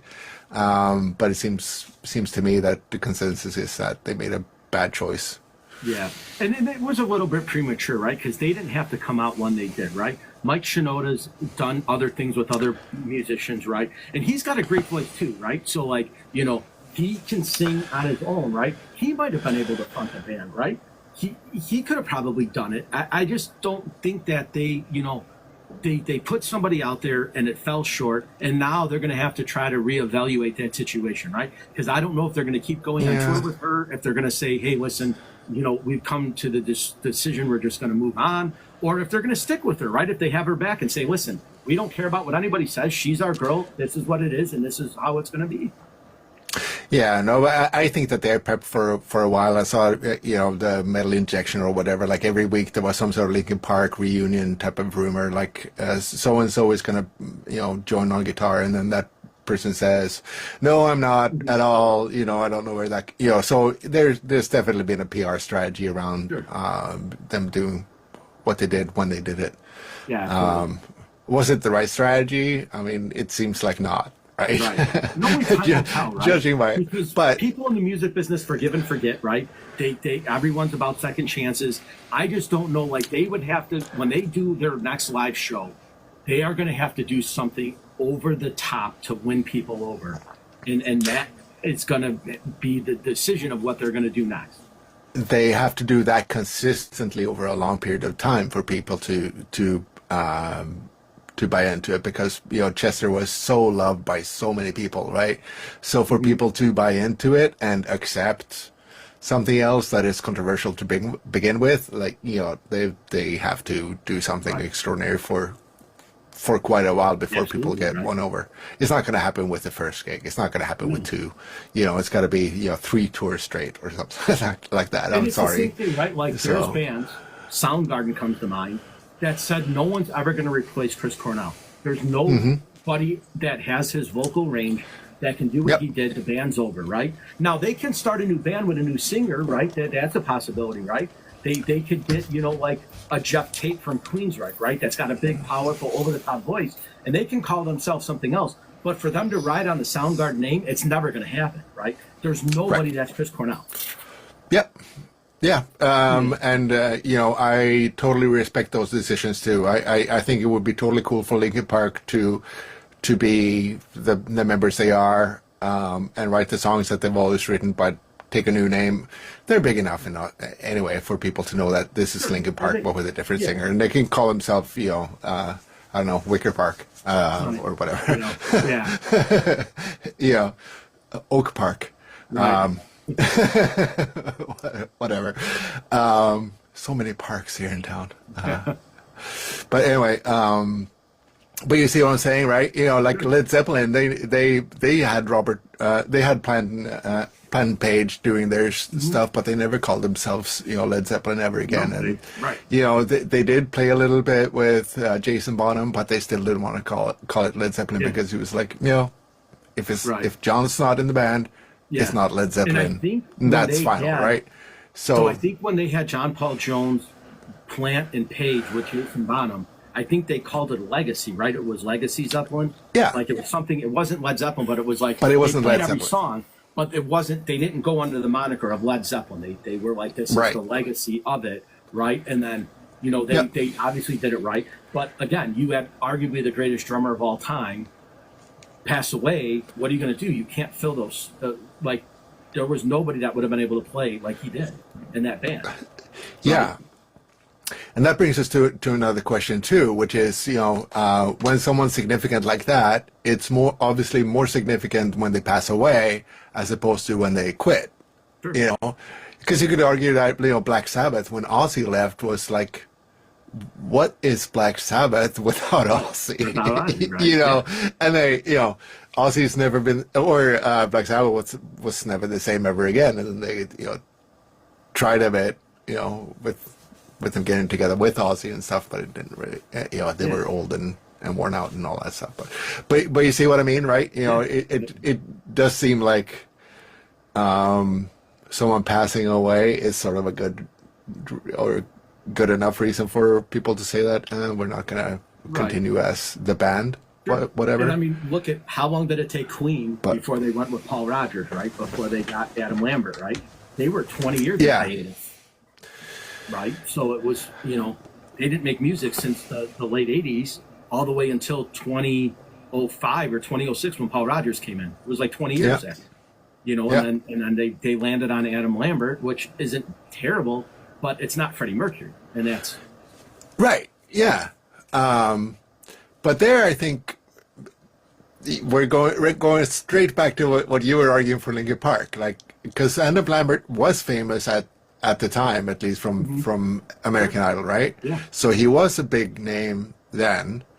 I mean, he hasn't had any hits since or whatever, but maybe he's happy doing the Queen thing. I mean, he's had one or two pop hits, I guess, or whatever, right?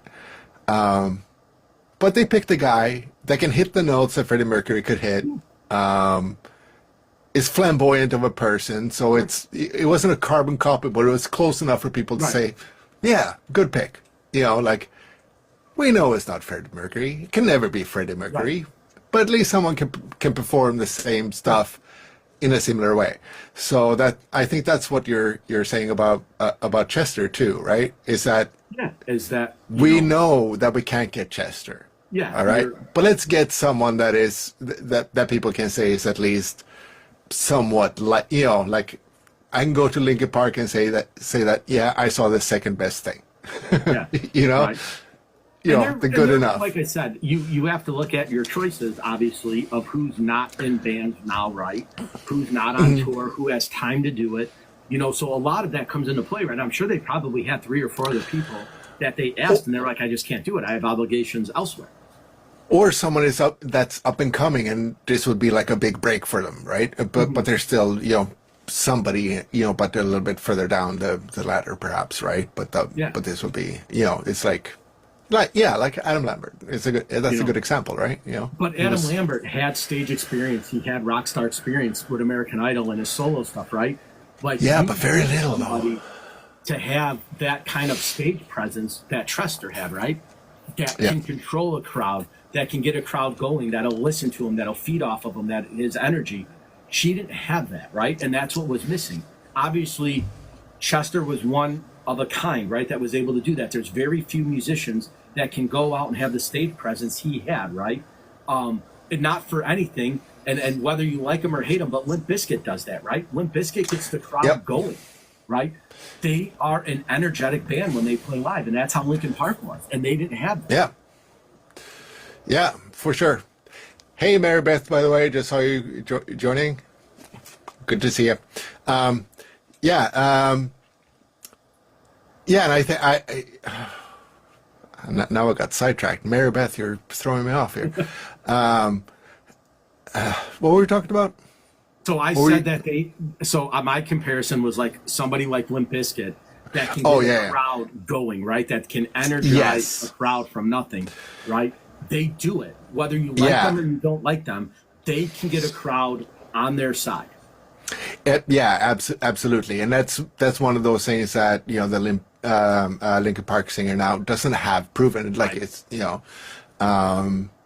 the Adam Lambert, he had been a session singer, so he didn't really have that much live experience other than, you know, open mics and, you know, doing session singing or whatever. So he was not, but he had proven it, you know, in front of millions on TV that he could be a big performer. Right. I think that there are so many unknowns and a lot of hurdles to get over here.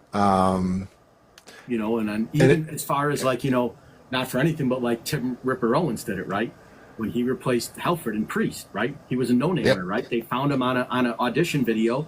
He was singing karaoke, and they're like, "Who is this guy?" And they reached out to Rockstar, was made after that, right? Like Mark Wahlberg, right? That was. The Journey thing is you know, like. Yeah, right. Journey's a good one. That's a perfect one with Ariel. And you know, where technically us in the metal community. We're supposed to really passionately hate Journey, aren't we? Right. But that's still such a great story. And I watched the documentary. Have you seen the documentary? I have, and Yeah, and, yeah. So yeah, the guy is so happy and he's so humble, and it's like, Right.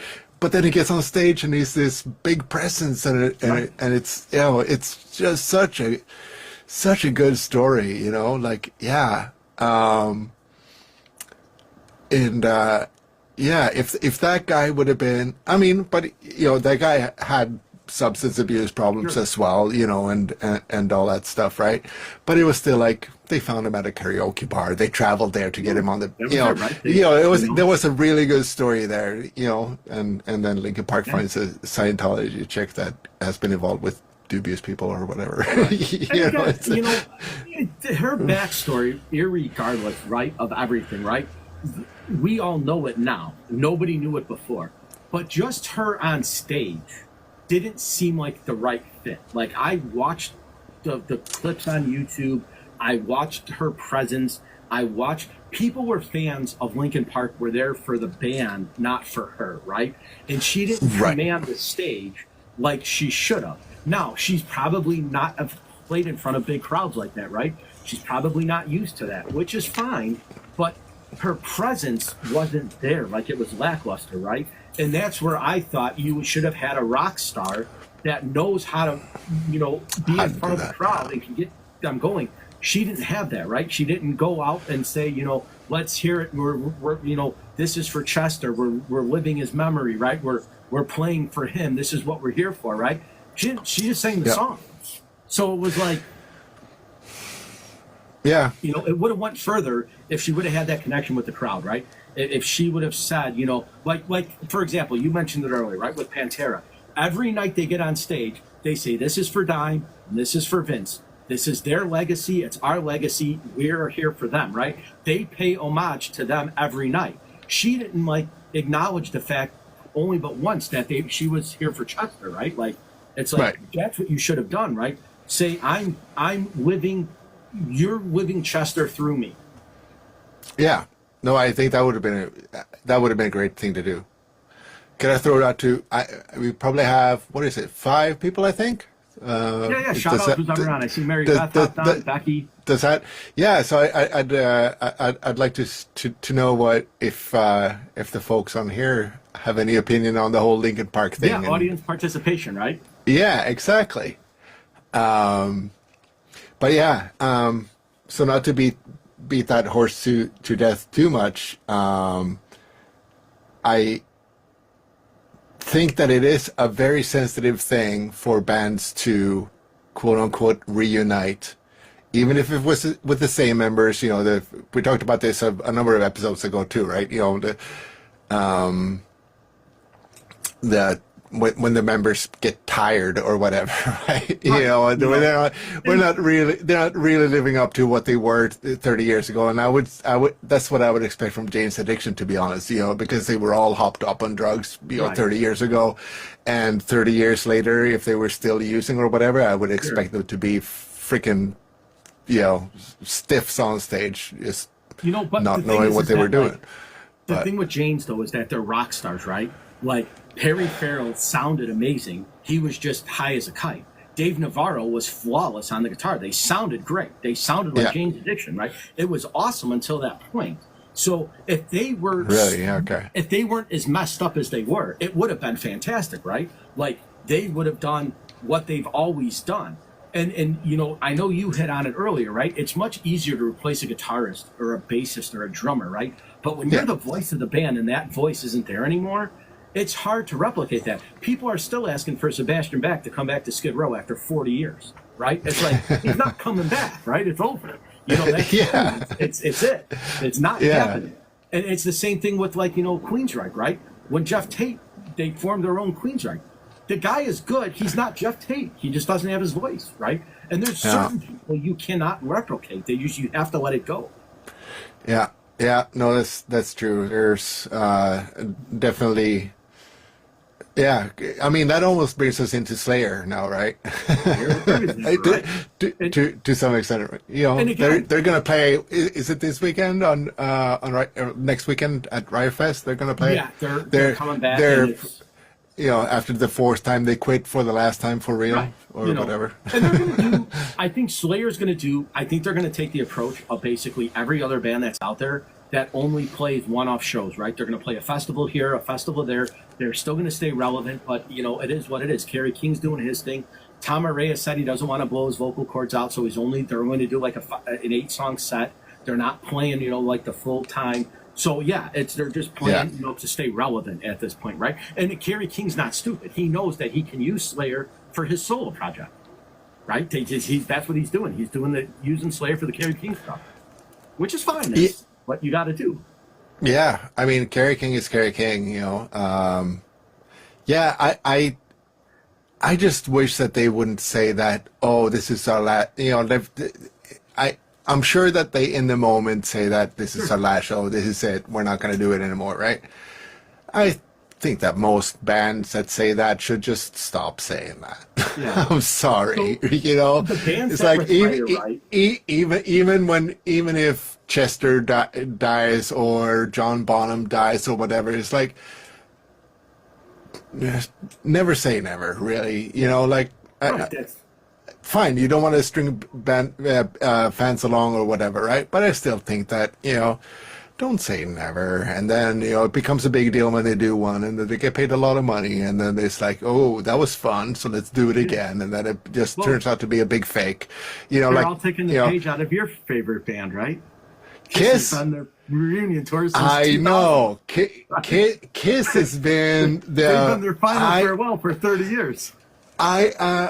And I've actually never seen them for that kind of reason too. Like I am totally anachronistic Kiss. You know, I'm like up till Eric Carr, and then they're dead to me, Right. more or less. And you know, I'll Right. just relish in the fact that I was, Yeah.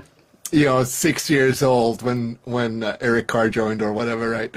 So I'm cool with that. And to be honest, Kiss was a business venture more than a band from the beginning with the folks, right? They were it's like the Ramones too. It's like, you know, let's give ourselves an image and let's push that image and let's push hard and we are going to become a successful business as a band, you know, like, and use music as our business model. So, you know, there's no doubt about it that they were Right. really just trying, you know, they weren't artists in that And they sense, set the right? tone, though, for every other band that's going to either reunite, come back, do a farewell tour, just say their goodbyes, retire, come back. Like, everybody now Yeah. is taking that model, right? Because, you know, Slayer's relevant, right? Slayer can go on a stadium tour, but they're not going to be, you know, doing it for a long time, right? So when they come back now, they're going to play Riot Fest. They'll play a couple other festivals. They're going to make their tons of money, right? And then they can just set sail, right? They'll take a few months off. They'll come Yeah. back and play another festival down the road, and that's what they're going to do. Yeah, yeah. So the reason why I don't think that Kiss is a great example, even though they did, you know, set all the precedents, I think that they were business savvy and they were making business decisions to capitalize on it. But I do think that the Slayers of the world and those other bands really did thought at the time, it's like, yeah, no, there's no way I'm gonna stand on stage with that motherfucker again. You know, like, you know, I really do think that happens a lot. And then it's like, well, here's gobs of money, you know, at a spot where you guys have always wanted to play. So it's like, yeah, okay. Right, but Yeah. it's so I think a lot of bands though take Kiss's business like mindset, right? Look at Guns N' Roses, right? Axl was Guns N' Roses for 20 years without those guys. Slash and Duff realized if they rejoin the band, they're going to get $250 million a year for doing it every year. They're multi-billionaires now, right? Guns N' Yeah. Roses, their tour since 2020, before COVID, it's the largest grossing concert tour in the world, right? They've surpassed everybody. And it was just a dollar and cents thing. They looked at it as a business adventure, right? Yeah. You know, because if they cared about the music, they would have done what they should have done and got the original 5 guys back, right? Get Izzy Stradlin back, get either Matt Sorum or the guy that had the stroke, Steven Adler, right? Get those guys back and form Guns N' Roses, right? That's what people wanted to see. Having Duff and Slash come back is okay, but it's only 4 of the original 5 guys, right? And they're not even the core guys, right? Because you have a keyboardist now, you have 2 females, a backing vocal, 2 drummers. Yeah. It's Guns N' Roses, but it's not Guns N' Roses, right? But they realize it's a business adventure, right? If we can do this and tour, and we can go all over the world, and when we can, we can make $200,000 a night, that adds up quick. Yeah, that's true. I think that Taylor Swift I have them beat though, but just want to tweak that factor. Yeah, she might, right? But anyway, but yeah, no, it definitely becomes a business, right? But it's at the same time, they don't need the money, right? It's hard to say no to 200,000 a night. Yeah, but it's nice right? to have. Yeah, sure. Yeah. But I think I still think in that. Yeah, I mean, I don't know with Guns N' Roses. It could very well be the same as Kiss. It's just dollars and cents. Yeah. But I think for Jane's Addiction, it was probably like, let's give it a go. Let's try it out. I miss the feeling of, right. I do think that some of it is like, oh, I miss it, and yeah, we fought a lot, but wasn't it fun most of the time? Yeah. But yeah, Guns N' Roses, Kiss, like for Slayer too. I think that they're close to the Pantera end of the spectrum. Is like, yeah, we don't have Jeff anymore, and he wrote most of the songs, right? So it's like almost a bottom type situation. So the motivation is probably mostly monetarily too, right? It's Right, like, at that point, right? oh, Riot Fest. Yeah, okay. So we get to play in front of 80,000 people again at a at a place that we like with the right fans, and we get paid gobs of money for it. So, Yeah. and if we can say that we'll only play 8 songs, are you cool with that? And they say, yeah, for sure. Then it's like, all right, Sure. boxes are checked. Let's go. Right. And they're going to do that, so- right? And they realize the potential is there, right? Because, like I said, Slayer's one of those unique bands that people love them, right?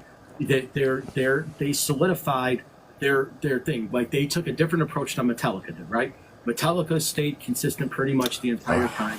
They didn't really deviate from a whole lot. Obviously, they lost Cliff. They lost Dave Mustaine. They've had a bunch of changes in their band, right? But they pretty much stayed consistent throughout the course of, like, in terms of like not plateauing and then coming down. They've kind of rode the spectrum, right? They stayed high for a long time.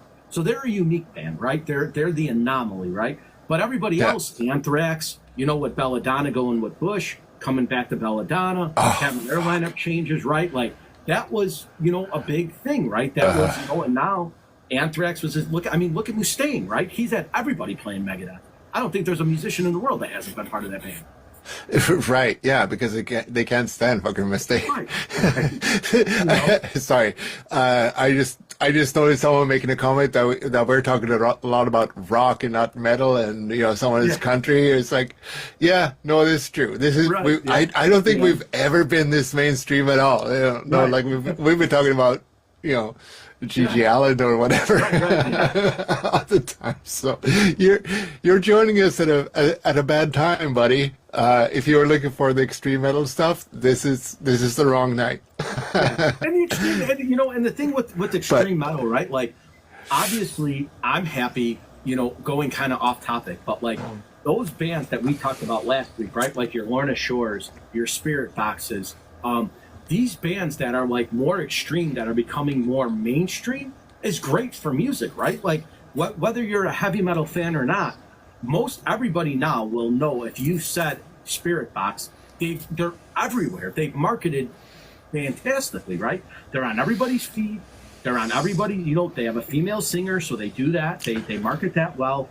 They're very prevalent, and all the other bands that have come with them. Another one that I'm really surprised at, right, that has gotten the notoriety that they have, is Slaughter to Prevail, right? People are infatuated with this. It's terrible. Don't right? know the matter. He's I everywhere. have to look him up. This Yeah, guy's- but just to reflect on the two of us too, like we're talking about, classic rock and Guns N' Roses and, even some Journey and all that stuff, right? I think that is a distinct thing about a lot of metal people too. Like, it's like, it's the influences are coming from absolutely everywhere, right?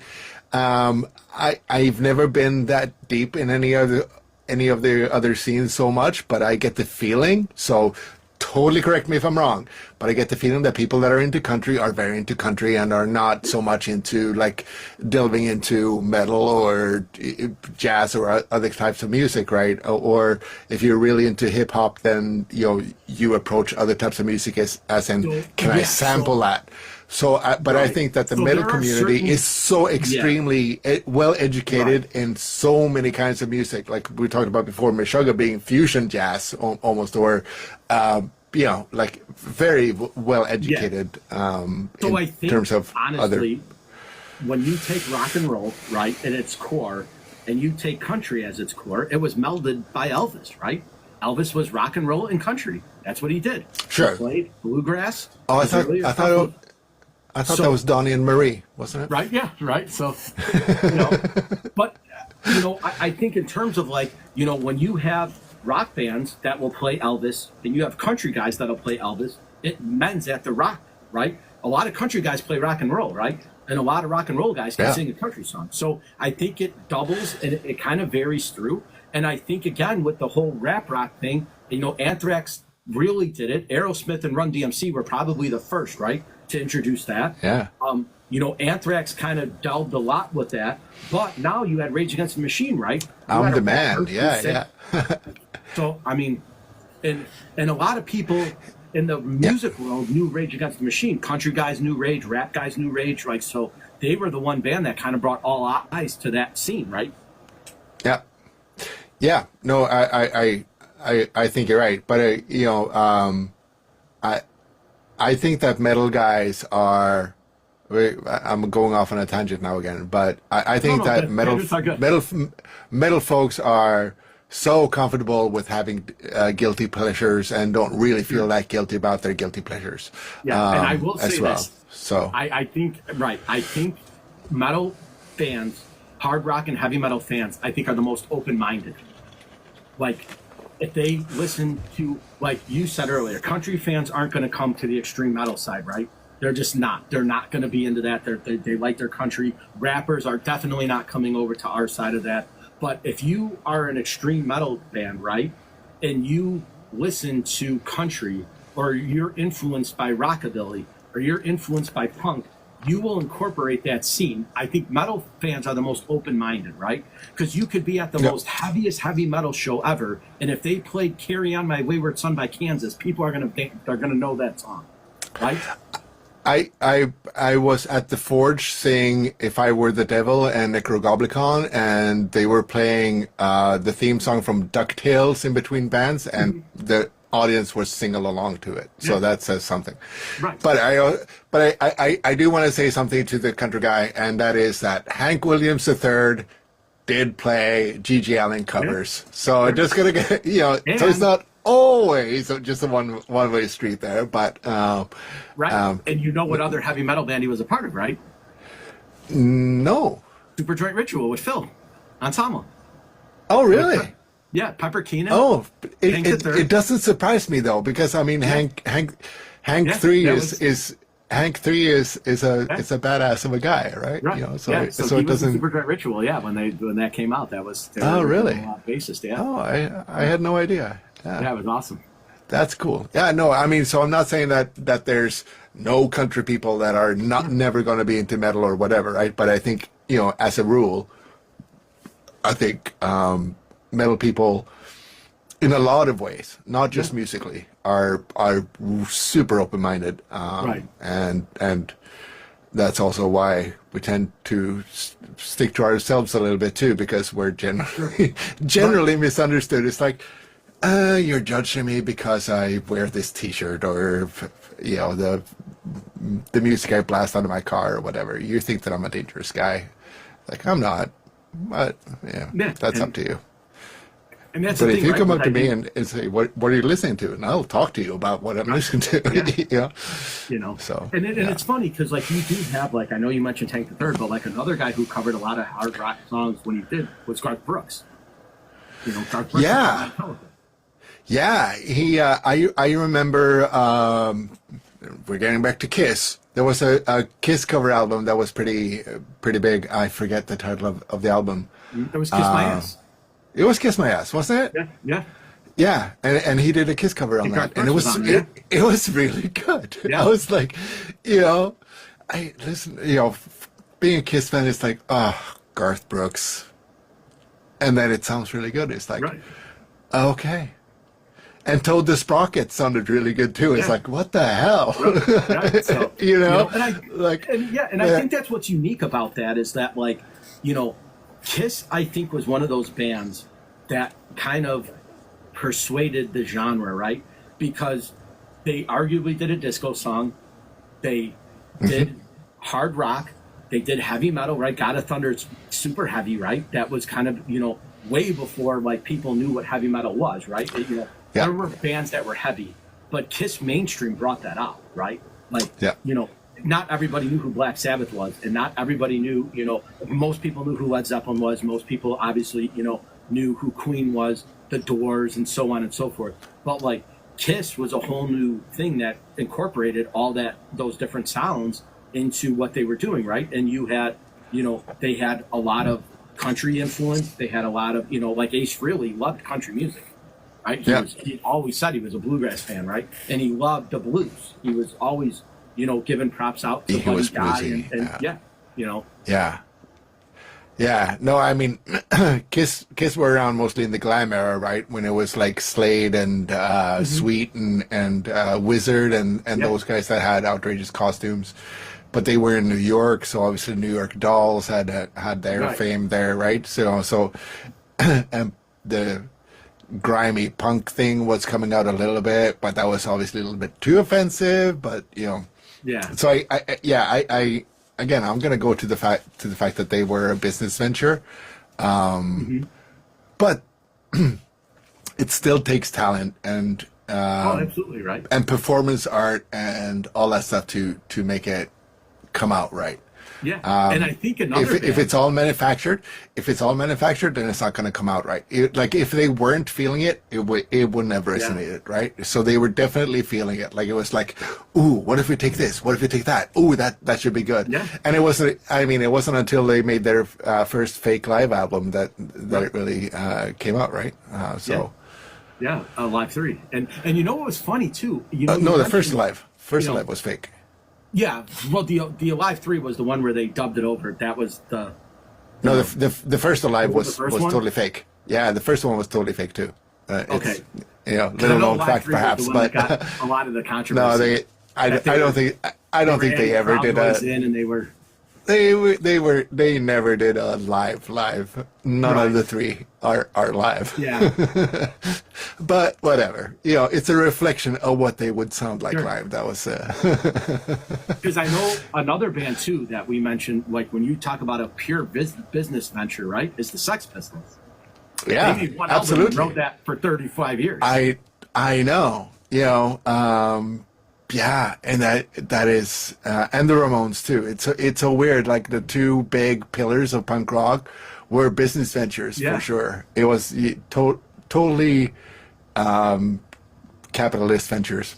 Sure. Absolutely. Yeah. And But I think the Ramones. but it brought I along think- a lot of stuff and tapped Right. into what people were into. So Yeah. so that's And the one thing I fine, will say about the but- Ramones, though, right, is that they actually had catchy tunes, right? Like Oh, yeah. people that weren't punk fans listened to the Ramones, right? They were very unique, even though they were in the punk genre. A lot of their stuff was radio friendly, right? Where most punk bands at that time were not radio friendly.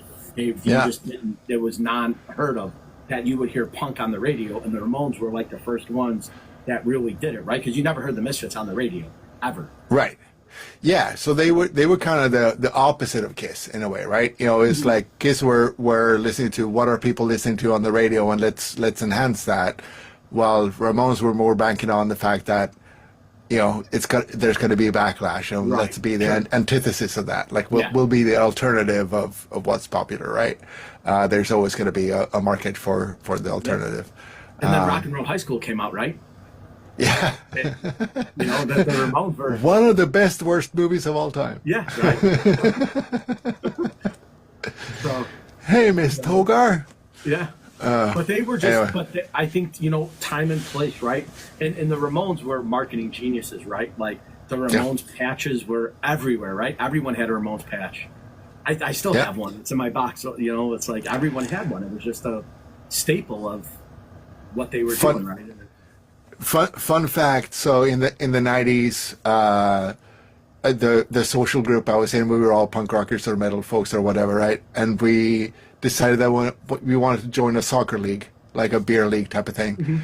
But we were poor. Most of us were living on social security or whatever, Yeah. right? But we discovered that we all had a Ramones T-shirt, so that would be our game shirt. So we call ourselves the Ramones FC. That was our soccer clubs, you know. So we just Right. put on our Ramones shirts, and that was our game shirt, you know. And to this day, just a month ago or so, they still have the Ramones Cup of soccer still going with these misfit metal punk rockers in town that or they travel from all over the country wherever they've moved to just to participate in that annual soccer tournament. Yeah. It's really cool. But yeah, Ramones branding for sure. It's you see Joan Jett with a that someone is at least half reliable if they have a Ramones T-shirt on, right. or whatever, right? It's a brand that signals rebellion or whatever, right? Even though Johnny Ramone was one of the most, he was a Reagan fan and all that stuff and whatever. Let's not get into the politics of it, but they had a brand that they projected, let's say so, and people clung to it, and it wasn't until much later that that it came out how much they were a business venture as opposed to just being misfit punks. Sure. So In a lot of bands, that you look at it and you say they made great music, but they were also like, Iron Maiden comes to mind, right? Like, Iron Maiden solidifies their legacy with great music. But look at what they've done, right? Like, in terms of merchandising and marketing, for crying out loud, they own a plane, right? They fly themselves everywhere, right? So it's like, they were huge into the marketing thing, and Ed Hunter is one of the most iconic figures in all of metal. But like, again, you see Kanye wearing an Iron Maiden shirt, right? You see these rappers wearing Iron Maiden stuff, right? It's their legacy solidifies their business. Bruce Dickinson was awesome. For that. I think that they are the absolute perfect model for bands to how to run their business in terms of branding. There's never been any doubt about their authenticity, their honesty, and they know that their fans know that they're making gobs of money, and they know that they are flying their jets around or whatever. But each year also, like they're putting on the biggest fucking show, so they're putting the money back to where the fans want them, and in the way that that fans relate to. Like, we're gonna have a new, even more awesome Eddie, or an unexpected Eddie. Or an unexpected Eddie, or whatever, right? And we're gonna make it different for you each time. Like, you guys are giving us your money, and we're spending it, but we're spending it mostly, so we can do the right thing for you guys. Hate to say it, but I think that Taylor Swift is similar, in a way, right?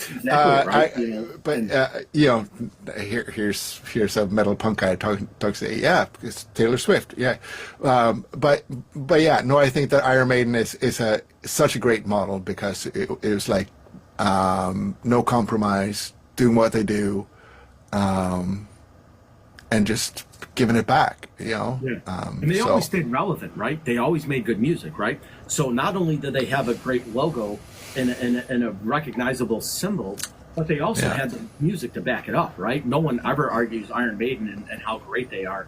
They always sound great live. They always bring their A game. and they do it right.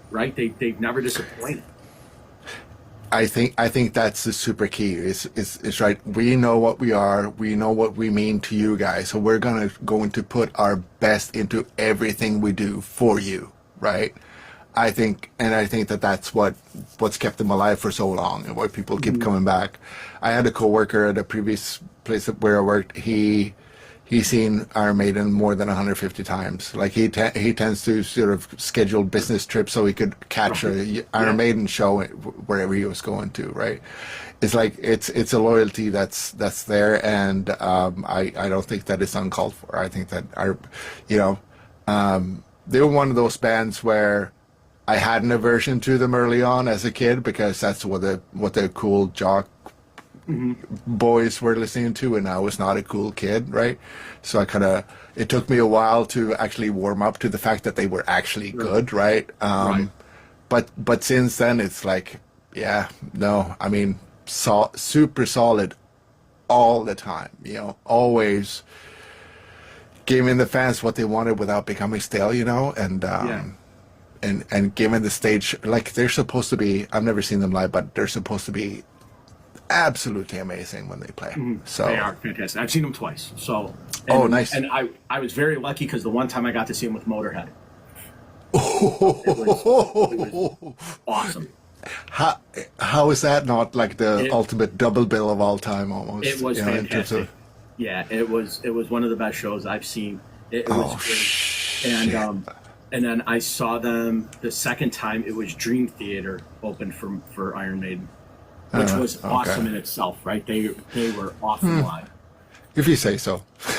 They were good, right? And they're very, they're very Pink Floyd-ish in the way that they do stuff, right? They're very over the top. They have the laser show. They have everything. But Portnoy is a great drummer. He did a solo where he had two guys stand in front of him, and no one knew what was going on. They were just kind of there, right? And he's doing his drum solo. They were throwing him sticks, and he was catching them and playing. And he would just kind of, it was like like he was juggling sticks. Never missed a beat. It was the coolest thing I'd ever seen. And their bassist is incredible. That Asian guy, he plays a 7-string bass. He was unreal. Musically, they were great. I really enjoyed them. But obviously, Iron Maiden took the show. But it was, it was cool to see that, right, in their kind of uniqueness and how they did it. So. Yeah, no, I mean, I have no doubts whatsoever. Want to give Dream Theater full props for everything they can accomplish musically. It's just that their music doesn't speak to me so much, but I give full props to their ability. This is kind of like Tool too. Like I don't really like the music of Tool, but they're obviously very good musicians or whatever. But it doesn't speak to me so much. So, but having seen Iron Maiden twice. Yeah. Do you have any other ones that there's like over the top? Like I can't believe I saw that.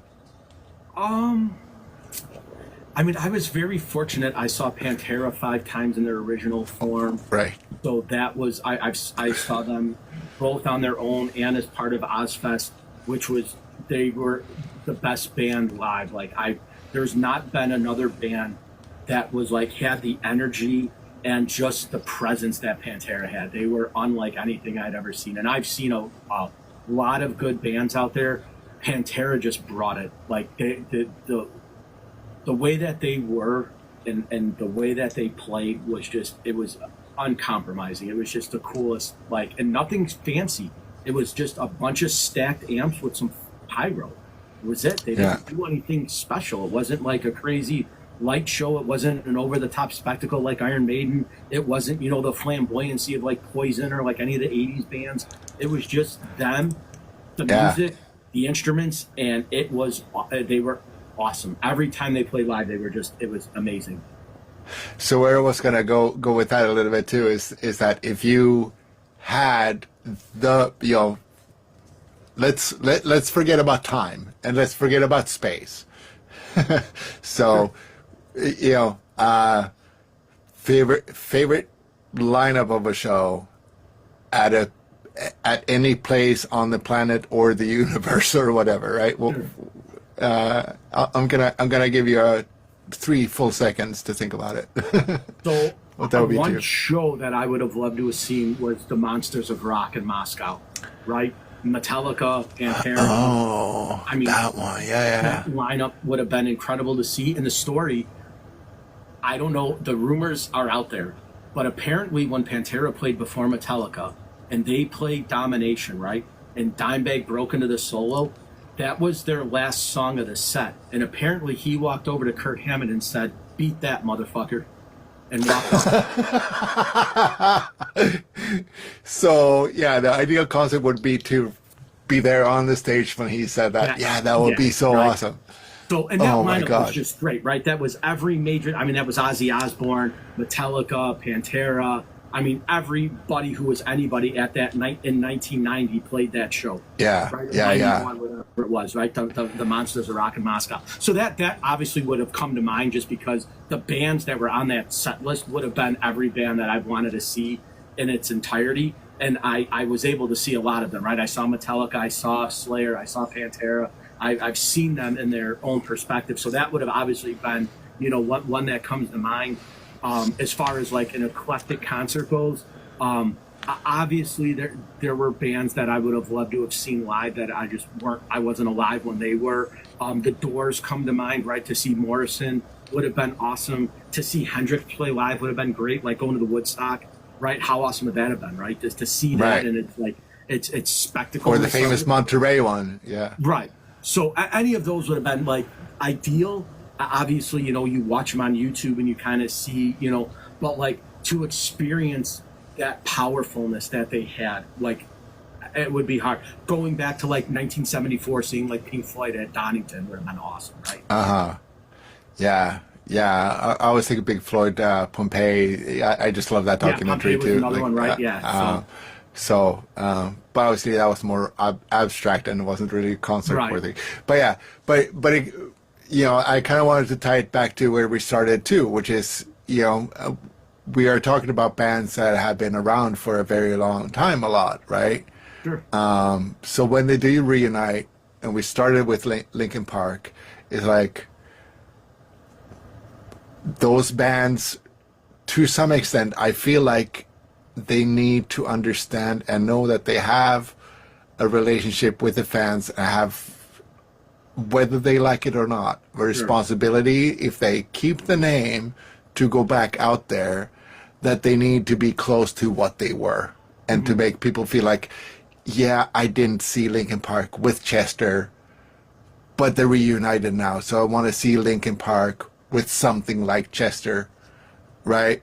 So I was trying to do a little bit of a roundabout there to No, get back absolutely, right? to that topic. So And it's the so same. it's the same these concept, like- legendary bands. It's like, Right. yeah, I would have liked to see them in 1990, Yeah. but it's 2024. Right. So, and I can see them. I don't want to see them as tired old men or whatever, right? Yeah. And that's the thing, right? Like you mentioned Kiss with Eric Carr, right? Eric Carr coming into the band was awesome, right? That was the rejuvenation that they needed. But when I saw Kiss in 2006, Peter Criss had come back to the band, right? So when Poison opened for Kiss, that was the first time they reunited with Peter Criss. Nice. It was Ace Frehley, Gene, Paul, and Peter. And Poison opened for them. And that was kind of like cool because it was, you saw them in their original form, which I obviously had never done until that point, right? So I had seen Kiss only one time, and that was the reunited Kiss. It was like the original members back. Peter sang Beth, Ace sang Back in the New York Groove. It was like they played Nice. outside of Kiss stuff, and Poison opened for them. It was just the two bands. Poison played for an hour, Kiss played for two. That was it. It was Poison and Kiss. And that was in 06. I would have opened up and said, sorry, I couldn't resist that one. Yeah. But yeah, that would have been freaking amazing to see. And I mean, Kiss reuniting with the original four, it's not going to happen. Yeah. I mean, they're Right. they're too pissed off at each other, and they certainly don't need money, and no Right. amount Yeah, of money and is they- gonna. Yeah, and they won't. And again, too, with Kiss, nothing's ever out of the realm of Kiss, right? Like if the circumstances are right and they were given a right amount of money and they were able to, they might consider doing it. At this point, though, I don't know if they would. And again, Kish just sold off all their catalog, right? So they made Yeah. $3 billion on all their merchandising rights, right? So as a band, Yeah. they're set for. I mean, their families are set for life. They don't ever have their kids. Kids won't worry about money. I think it all comes down to Paul. Paul seems to be the guy that just is not going to give in to some personal stuff. But anyway, I do think we all know that, neither Peter or Ace are up to stuff so much anymore, and that's what happened to Black Sabbath too. It's like, yeah, we tried to play with Bill, and Bill just can't play in him. He can't play anymore. I mean, look at modern day version of that is Motley Crue, right? Yeah, I mean, but they're 108 years old now. I mean, we can't expect too much from these people, right? The thing, it's totally fine. Unless you practice every day, you're going to deteriorate. That's how it works. So, yeah, but It's just a very hard. And it's a very unique thing, right? Because like when Halford went back to Priest, the timing was good, right? That's what they needed, right? And nobody else was really doing it at the time. They had went back and they said, okay, this is what we're going to do and this is how we're going to do it.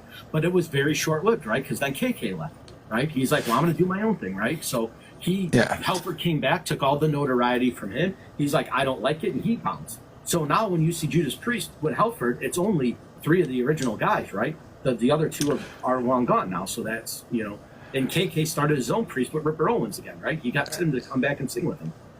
I was going to say, well, they have 3. That's more than most, Right. Yeah. So that there are some bands, I forget who, but there are some bands where there are 2 versions go out on tour. Like I think it's the Misfits and the Misfits Experience or whatever, whatever. So with. Or Napalm Death. We can go into Napalm Death. Napalm Death. Sepultura. I don't think there's an original guy in the band anymore. Didn't Max just get back? I think that Max just said that he was going to come back, or there was some sort of Max Sepultura. So, they were gonna make a Sepultura album that would sound like Sepultura of old. I think. I think Sepultura with Max and Igor Cavalera. They're doing the what is it? Conspiracy something that they were going to re-record old Sepultura albums, I think. So it's the Cavalera Conspiracy is doing Sepultura, but they're doing Sepultura. Okay. I didn't read the full sentence then. Okay. Because I don't think Andreas stopped playing, and Derek Green said that after this year they're done, right? He's not coming back. So this last tour, Andreas Kisser's not in the band anymore. He's not playing, so all of the members of Sepultura are none of the original guys. Okay, well, I guess I didn't read it too closely then, because it was like, oh, Max Cavalera is doing Sepultura stuff again, and they're gonna they're doing a Taylor Swift. They're gonna re-record their stuff, probably for money reasons or maybe for sound reasons, but whatever. Okay, all right. Yeah, and so well, my bad there. Yeah, because Soulfly now, they borrowed Phil Anselmo's guys. So the Illegals, 2 of the guys that were in Phil Anselmo's band are now in Sepultura. The guitarist is him with Igor is playing drums, and Max's son is playing bass. It's been like that all the time in the scene, though, right? It's it's always been like, oh, that guy from like, oh, Metallica, we've got a guy from Flotsam and Jetsam, and then exactly. Faith No More got a Mr. Bungle guy, whatever. That's how it works. And which is what we just talked about earlier too, that Linkin Park should have done that. Get a famous guy from a different band. And again, I know it's probably difficult, right? Because you say we want to get this guy, and he says I can't do it. I'd love to, but I can't. Go to the next guy. I'd love to, and I can't. Go. So at some point they're probably saying like, we got to find something quick, right? We got to put this together because they're on a schedule, right? The media team says, listen, this is the date you guys are going on stage. We've already set it up. We've done the countdown for the website. You guys have however many days and weeks and minutes to figure this out because it's live now, right?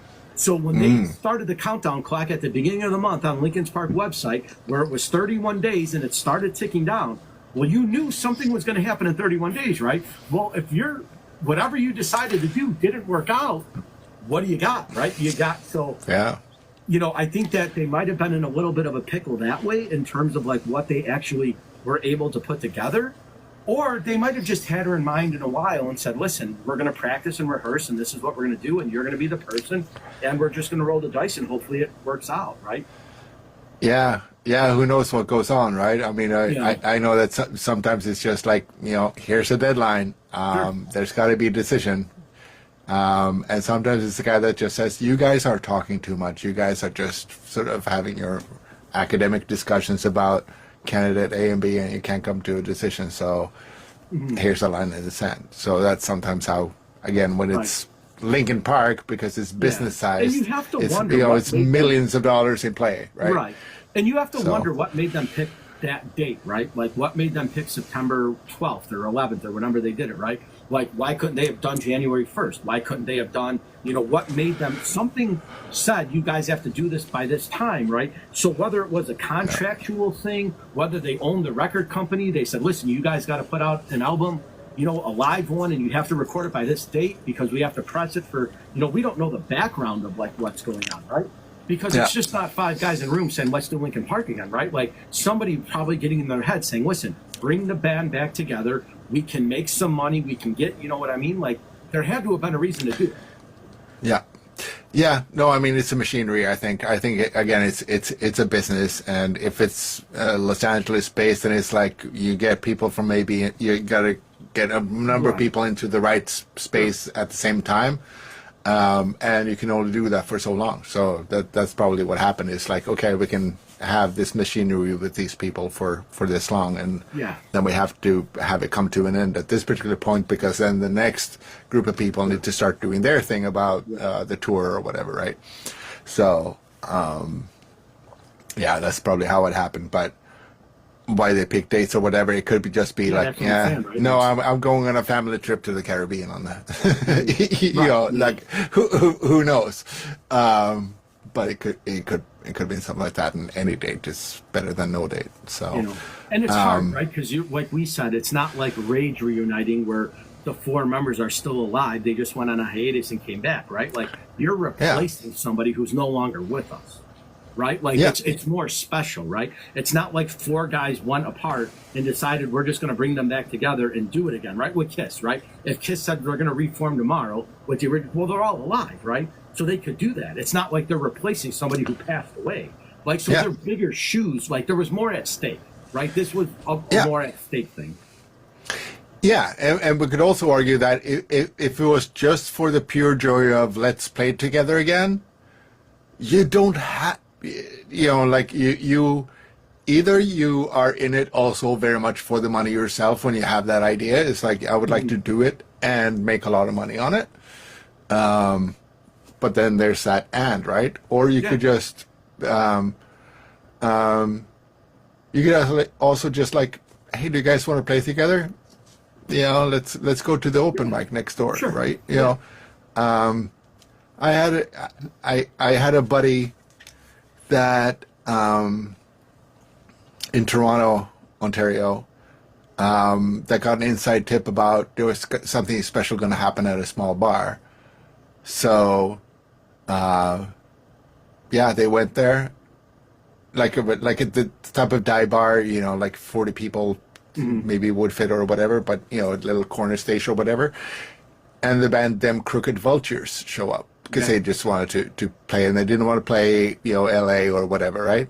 But that's John Paul Jones, that's Dave Grohl, that's Josh Homme, playing together, and they just decided that, let's see if it works. Let's play live, but let's go somewhere where nobody will notice. So they went to Toronto, and someone got wind of it, and and a buddy of mine was there to see it. So that's what I'm saying. That it's like, let's just give it a shot, or whatever. Like without that, let's play for the fun of it, and let's see where it goes. But it's difficult when you're Linkin Park, or when you're Kiss, or when you like there. there's so many people that want to capitalize on you at the same time. Like and honestly too, if I was in that situation too, knowing that I've been offered to be in Lincoln Park, and I know that I can make millions of dollars now. I can make my entire extended family wealthy if I say yes to this. Sure, you know, right? It's a hard thing to say no. and there's 400 people that are going to have full-time jobs because I'm saying yes to this thing. So there's that responsibility too. I think for if you're a good-hearted person, that is.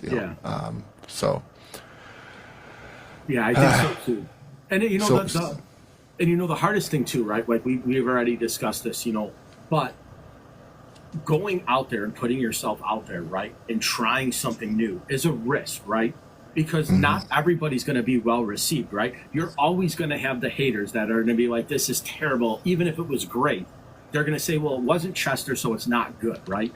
So you have to approach it with an open mind. So I think that's kind of like their mentality might have been, listen, let's put this out and see what happens as a feeler, right?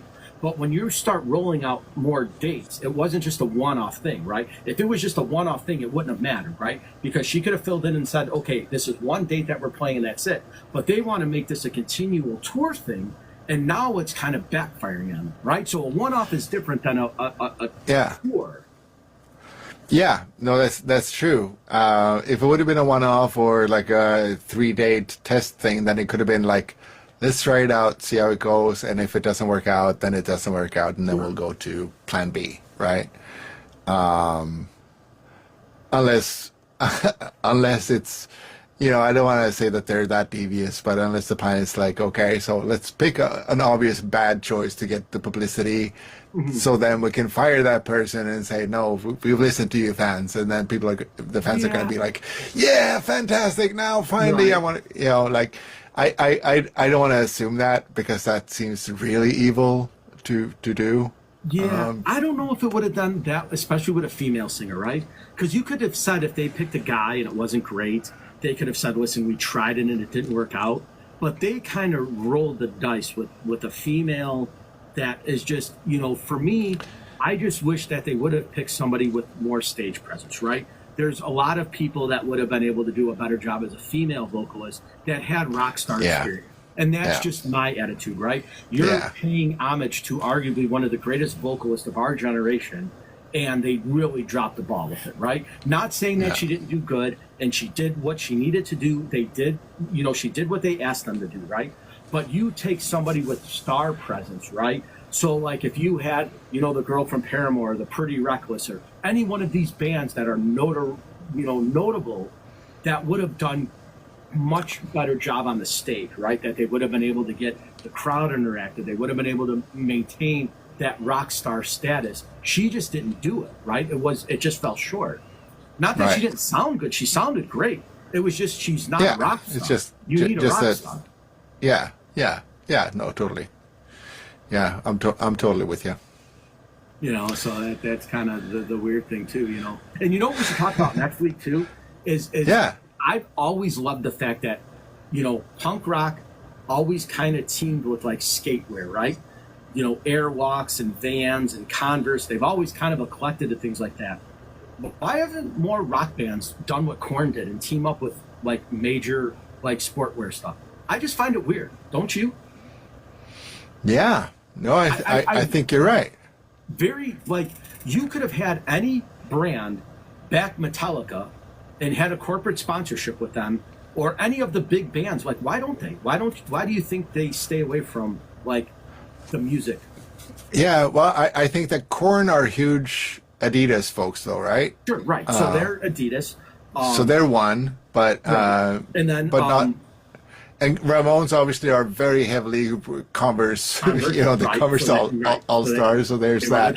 So, but that means that all punk bands after the Ramones want to be Converse, right? Yeah. That's sort of the.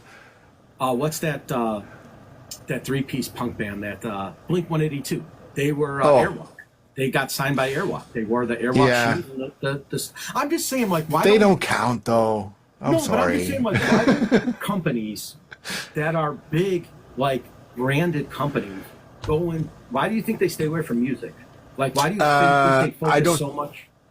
I don't think they stay away from music, but I do think that they stay away from the styles that have a very high sensitivity to the sellout portion of it, right? Right. I think that if you're a death metal band, yeah, it's cool to endorse guitars. It's cool to endorse the Converse high tops or whatever, right? That is so close, right? But if Airwalks would come in and have like a big Vomitory campaign, like all of a sudden Vomitory's reputation would just so I think that there's a sensitivity to that. Like, so I think like underground bands, it would be hard for a big name brand to back them, right? But I'm just saying in general, they seem to back athletes and they seem to back movie stars, right? Why don't they do it for musicians? It's just a weird thing, right? You would think that that would be a normal like transition to. Now, when you mention it, like I would think that a Lars Ulrich would go all over, whichever sneaker brand would come to him, and he would totally, give me your money, and I'll say whatever the fuck you want. Yeah, I know So Robert it's- Trejo, he always wears Vans, right? I don't know if he's sponsored by Vans, but he's always wearing the slip-on Vans, and everything he does, he wears them on stage, he wears them off stage. Whenever he does his music stuff, he's always in them. You would think that Vans would say, okay, this guy's a mega rock star. Why don't we sponsor? Why doesn't he we sponsor him? They just don't. So- he just likes their stuff and wears it because of the skate scene, because he's a punk rock guy. But you don't. I don't understand. It's always fazed me. So they probably are, right? You're noticing that he's always wearing Vans. He doesn't, but part of the deal is that, no, I don't want to say a word about it, but people are going to notice that I always wear Vans. Right, maybe, but it's just weird because you seem to think that So it's like, you would okay, say- well, that means that we'll only give you 20 million instead of 10 million. And he's like, cool. Maybe, I don't know, it's just weird. Maybe they do it incognito, but it just seems like it would be something like Korn was open about Adidas, right? They wore the tracksuits they wore, and so recently, last year, they actually did the collaboration with Adidas, right? Adidas made Korn stuff and they sold it to the public. Sure. Why wouldn't But somebody- this is after almost 30 years of Sure, I being get it. obvious Adidas fans, right? So it's not a surprise to anybody. It's like, you've worn this all these years, so it's that's not, cool, but right? But Adidas actually stepped forward and said, we're going to put Korn's logo on our stuff, right? So they stepped away from basketball, they stepped away from football, and they focused on a band. Why wouldn't Reebok do that, right? Like, why wouldn't Reebok say, we want Metallica to wear our stuff, right? You wear a Reebok shirt when you go on stage. It's all black, but it's got a little Reebok thing on it, and they give them corporate sponsorships. It just seems that they don't do it with music as much as they do with athletes and movie stars. Yeah, no, I just think that the scene itself, when you get to the more extremer type of places, are very careful about that, getting that sellout label, right? Because the fans still, even Metallica fans, we get a lot of the jock rock, what are they called? Like the douche rock people into Metallica also too, right? They'll be fine no matter what. But I'm just saying, what if? But I still think that is still there. I think that they still kind of sort of remember where they're from. It's like, no, we are not going to be corporate jockeys, right? I still think that to some extent that's there. Okay, so even on a side note then, right? Like, say, for example, Vans, right? Why wouldn't they put the Crimson Ghost on a pair of Vans and sell it as Misfits? Yeah. Right? Yeah. No. They're a skate punk thing. The Misfits have always been into the skate scene. They've always been a punk rock band. You would just think that would make sense, right? That they would sell it in terms of using their logo, right? Like, why wouldn't they let that? And the Misfits would make a ton of money because people would buy the Vans with the Crimson Ghost on it. And I totally think that it is going on, but that it is more incognito, right? It's like, how can I get your money, and how can you capitalize on my brand without it being obvious that I am? Sure. I'm not going to do a commercial that says, "Hey, I'm Glenn Danzig. You should be." Right. But I mean, corporate sponsorship wise, though, it would make sense, right? That if a band solely wore a product by a reputable dealer, right? Yeah. A certain, athletic wear type of thing that they would say, okay, you're going to wear, like, Korn is sponsored by Adidas. Everybody in Korn wears Adidas stuff. And they're Yep. open about it. Adidas sends them hoodies and shoes and jackets and hats, and everybody Yep. in Korn wears Adidas. Like, why wouldn't they start going after bigger bands and saying, let's do this, right? Yeah, no, it's interesting. I mean, obviously, bands and artists in other genres are sponsored. And I think Slayer had a shoe, if I'm not mistaken. Somebody did a Slayer shoe. Yeah, and I mean, but I think also they get their endorsements from relevant things such as guitar brands, guitars, pedals, things like that. I get that. and those companies also have gobs of money to throw your way, right? Yeah. But I also think that to some extent the fan base is more attentive to like Ramones didn't have to say we always wear Converse high tops, right? Sure. Is everybody noticed that all the time Ramones wore Converse high tops, or that Trujillo is wearing Vans or whatever, right? I think that it's noticed as well that they don't have. I think that they could totally be paid. They don't don't have to say it, and the fans will Right. still notice. And it's maybe they get 5 points less on the dollar or whatever, but But what if Converse took a Ramones song and put it in a campaign ad? They know, yeah. right? Like, it just seems that they don't marry the two as much as they do with athletes or movie stars, right? Like, a movie star, Not if as they do a much, press- no. Right? If they do a press release, right, and they say, okay, you're going to wear Tommy Hilfiger today, right? Everything you wear, from pants, socks, underwear, everything's going to be Tommy Hilfiger, and they go to the press release. Then Tommy Yeah. Hilfiger puts them in an ad campaign, right? They'll put their Right. face on their thing, right? On their magazine, on their commercials, on their that person is the face of Tommy Hilfiger, or colognes or whatever. It just seems Yep. like it stayed away from musicians. I know Steven Tyler did a commercial for a clothing brand once.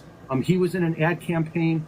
Johnny Depp's done a few. Obviously, he's more of an actor than he is a musician, but like he's done a few where he brings that in. Like, why wouldn't they be able to put like Hetfield on a, let's just say a Reebok ad, right? Like, why wouldn't they use him?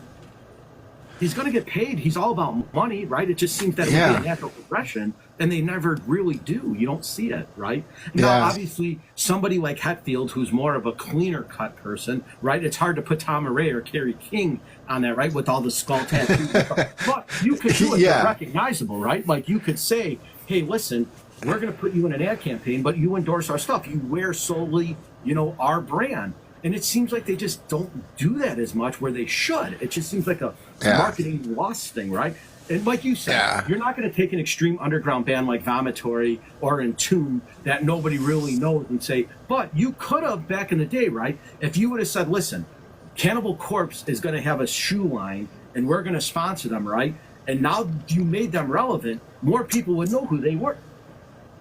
Yeah, but I think that the band themselves will also see, like, people are going to think that we sold out and nobody's going to buy our records anymore and we're not going to play another show. So maybe 20 years ago that would have been the case, even 30 years ago, but now it doesn't seem like it would matter, right?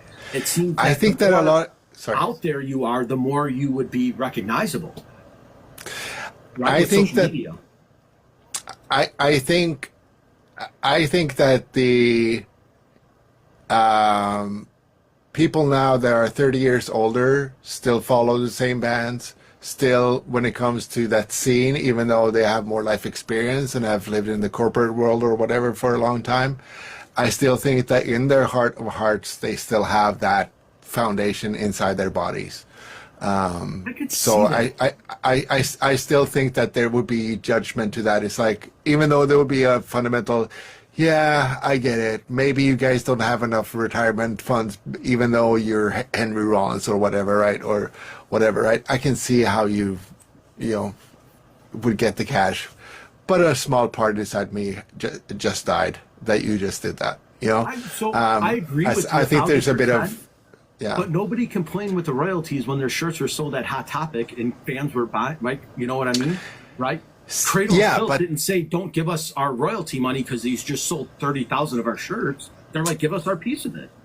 yeah. But that's still similar to like bringing your t-shirts to a venue. It's like, okay, so that's an extended venue. Like, oh, you couldn't make it to one of our gigs, but you still want one of our t-shirts, so you can get it at Hot Topic. Right. You know, so I don't think that there's that much of a problem with that. I think it's more like, you know, if Tom Araya would do, and maybe this actually would work if Tom Araya was like the Old Spice guy, you know, in its silliness, right? Right. And that could actually be funny, you know, that could be credible enough. It's like, Yeah. oh man, you're so playing with this whole thing about selling out and getting money. So yeah, you know, you did it right.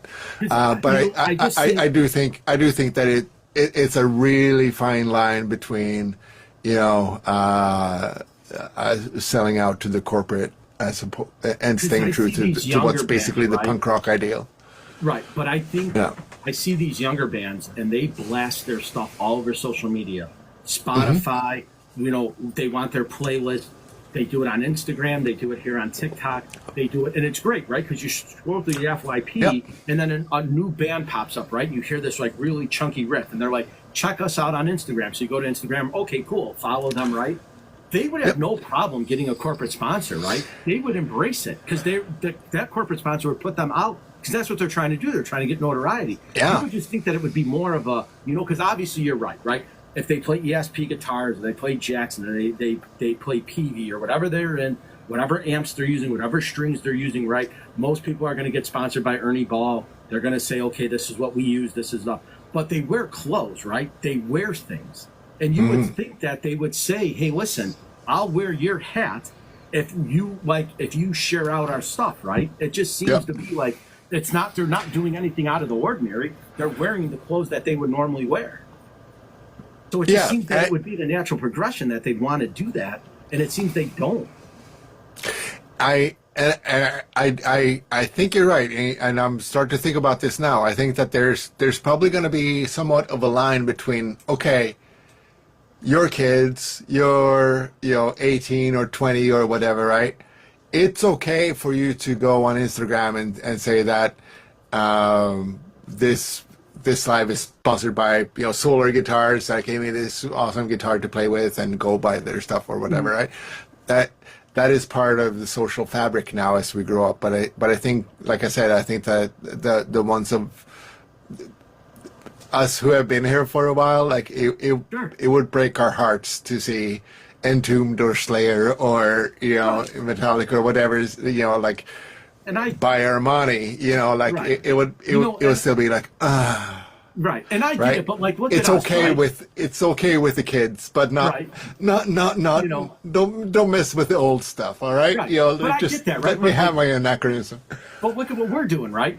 You want people to recognize you. I want people to recognize me, right? So Yeah. if somebody says, "Hey, I'm going to send you a hat. Would you wear it on your podcast?" Of course I would, right? And I'd shout them Of out. course. It just Yeah. seems like the natural progression where, like, you would think that bands that are up and coming would reach out to the corporate world and say, "Okay, we play your guitar, we play your strings, we use your amps, we use your pedals, but why don't we get into the clothing aspect of things, right? Yeah. Why don't we get into the jewelry aspect of things, right? Like that everyone wears rings and chains. Why don't they get the sponsorship to say, well, we'll wear your ring solely, or we're because I remember when Velvet Revolver came out, they wore Vestal watches.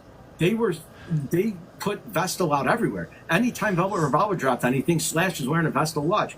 And I was like, oh, this is kind of cool, right? I didn't care for the watches as much, but it was a great thing, right? Like they put a company Yeah, sure. that had nothing to do with music on the scene because they wore it. Another one was what was the guy's name? He made the hats. Ed Hardy, right? Oh, every rock star was wearing Ed Hardy stuff, right? Huh. All those cool skull hats and stuff like that. Like that was a LA company that just took off, right? The other one is Mark Vachon, right? Every rock star wore Mark Vachon stuff. He made $1 million making jackets and pants for rock stars. Yeah. No, I mean, I think the line still goes with when do you get there, right? So Right. for you and me, if we started to wear sponsored shit or start to promote things, that would be totally fine because we're not Slayer, we're not Right. Metallica. Sure, right. Like We're not you know, established yet, you know, right? But we if we became famous tomorrow, then we would become famous tomorrow, and people wouldn't say that. Well, you could have been famous 30 years Sure. ago. right. You know, yeah, sure, yeah, I get could that. have been. You know, so I think that's still cool. But yeah, I mean, so yeah, I think that there is that line in terms of this is how it works today. This is how bands and celebrities or Sure. people in social media or whatever make their living. Yeah, I mean, nobody makes a living on social media from views alone, right? It all comes from the sponsorships and from the mentions and from the, you know, that's where the money is, obviously, right? So if this is what you and me want to do for a living and quit our regular jobs, and yeah, Right. we're not gonna. And I get it. There's no way we can get around. Like, we have to be sponsored. We have to get paid by companies Right. to say that Sure. I like your shit. What I like about the metal scene and what we're part of is that, you know, there's a level of integrity in there too. Like, yeah, everybody says, "Oh, I'm only going to endorse things that I care about," but I do think that that is really true for So I think it was the for what we're a 20 part of. It's like I'm going to dig into your company and see, like, you know, who the hell are. Yeah. If I don't know you, I am going to study you to make sure that that you're not assholes. You know. So I don't know if you remember. It was I think 6 years ago, 2018 Super Bowl. Richard Rawlings was driving. He does the Gas Monkey Garage. He was driving a new Dodge Challenger on a track, and Motley Crue's "Kickstart My Heart" was the music, right? Okay. So it was the commercial was him doing burnouts in a Charger or a Challenger with Motley Crue's music in the background. That was the first time that, like, a mainstream that I remember heavy metal band got a spot on a commercial that wasn't a joke, right? That wasn't like a spoof of something, right? And so now I'm sure Motley Crue got Dodge Chargers. I'm sure Dodge gave Motley Crue everything that they wanted. I'm sure they gave them a big chunk of change to use their song. I'm sure they, but it was just, at that point, it was cool. People were like, that's Motley Crue, right? So the metalheads knew it. People that might have not have ever listened to metal got their first taste of music with Motley Crue, right? Because it's a catchy song, right? Yeah. And so it was just one of those things where it was like, it started to make me think, like, why aren't bands doing more of this, right? Like, why aren't they using that platform, right? And again, Yeah. I could see the sellout aspect of it, but if they take the KISS philosophy and Nike says, we're going to give you $30 million if you wear our stuff, most bands would be like, give me Nike stuff then, right? Yeah, give me Nike stuff. Just don't tell me to say it in public. You know, just Right. have people notice I'm wearing Nike stuff. I think But you that's just don't see I it, think that's right? the You key don't- thing. Obviously bands wear what's comfortable, right? So if they like a specific shoe or they like a specific, Yeah. shirt, but like if they were corporately sponsored and getting money for it, you would think that they would have been more approachable in that realm, especially the bigger bands that would Yeah. have said, why don't you just wear our stuff, right? Like, it just makes sense, but it seems like there's always been that disconnect. Yeah, no, that's true. I don't know. Maybe it was just in Canada when I lived there, but Sailor Jerry Rum had Misfits as their sort of music, and I think that was a while ago too. But yeah, have you heard of Sailor Jerry Rum? No? No. Okay, it's a kind of rum, so and they used Misfits. I forget which song, but as the commercial tune. Okay. Glenn Danzig was not on there or whatever, but it was obviously the rebellious aspect of it or whatever. And it's like, yeah, it comes from a tattoo artist from the, however old or whatever. But yeah, I think the key here is that, the people in this scene don't want to be Johnny Depp or Matthew McConaughey having, a black and white scenescape saying, wear Nike. I think that's the main thing. Like, I don't want to feel or look stupid. Yeah, pay me to wear your stuff. I'll wear your stuff. If it's uncomfortable, I'll still wear it for the photo op. As soon as the cameras go off, I'm putting my Adidas on again, right? Because we were talking about the business thing, right? And like Korn came to mind with the Adidas thing, right? Because that was the first time that it was like you could go to Adidas's website and buy Korn merchandise, right? They branded the two together, right? They made I think it was a $1,200 tracksuit, the purple one that Jonathan Davis wore in the Adidas video, which obviously not many people have $1,000 laying around to buy a tracksuit, but the people who did went and bought it, right? But I it's $2,000 now with a Korn logo on it. Yeah, so that's it, right? So I bought a hoodie with the Korn logo on with Adidas, right? But it was just one of those things where it was like it made sense. But then it started making me think, like, why don't more rock stars do that, right? Like, it's not out of the realm. It's like, obviously Korn wore Adidas stuff, so it made sense. But it was like they only wore it because Adidas over time was like, well, we recognize the fact that you wear our stuff, so here you go. Adidas started sending Korn everything, and that's why they all wore it. They didn't have to buy outfits for 20 years. They were wearing Adidas stuff. Yeah. No, I think that makes perfect sense, right? If you like it and you wear it and you get paid for it, there's nothing wrong with that, right? Good for everybody. I like your stuff. You're willing to pay me for it. Awesome. I mean, I know Trujillo is like, I love Vans. Will you send me free Vans for the rest of my life? You don't have to pay me more than that. I'm just glad that I don't have to go shoe shopping anymore. Yeah. I just think it's just weird because, like, we always think of these big bands. They obviously wear clothes every time, and I'm sure a lot of their friends are designers, right? So they'll wear their stuff out there and they kind of do it incognito, and they kind of wear things. But it's like, you would think that a big corporation, right, a Nike or a Reebok or obviously Adidas did it with Korn, but you would think that they would have at some point reached out to some of these bigger bands and said, hey, listen, if you solely wear our stuff, we will give you our sponsorship and you wear the stuff. Like, you don't ever see them wearing, name brand stuff. Hardly ever a big band ever does, right? They're not wearing mainstream stuff.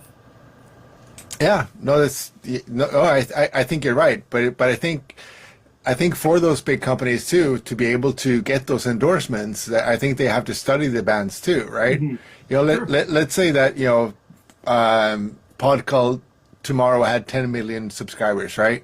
Yeah. I can honestly say that I have never worn a pair of Nikes that I've liked, but I go straight to the Puma aisle, right? Right. Yeah, so if Puma would hear that, and Nike would hear that, and Nike would say, pass on that guy, and Puma would say, hey, you'd be a good fit for our product. Yeah, right? Then I would say, yeah, fuck yeah, sure. Right. Send me all your shoes. Right. And I get it, right? Because, you see it in the sports world a lot, right? Like, guys will take off their uniform and they'll have an Under Armour shirt on underneath, right? Obviously, Under Armour is sponsoring the team and they're made to wear it, right? And so when they do an interview and they come off the stage, right? But it's just like one of those type of things where it's like you see the musicians all the time, right? Like, why wouldn't they take their sweaty clothes off and underneath they have like a Reebok shirt on, right? And Reebok says, well, we gave you this, right? You're wearing our stuff. We're putting it out there, right?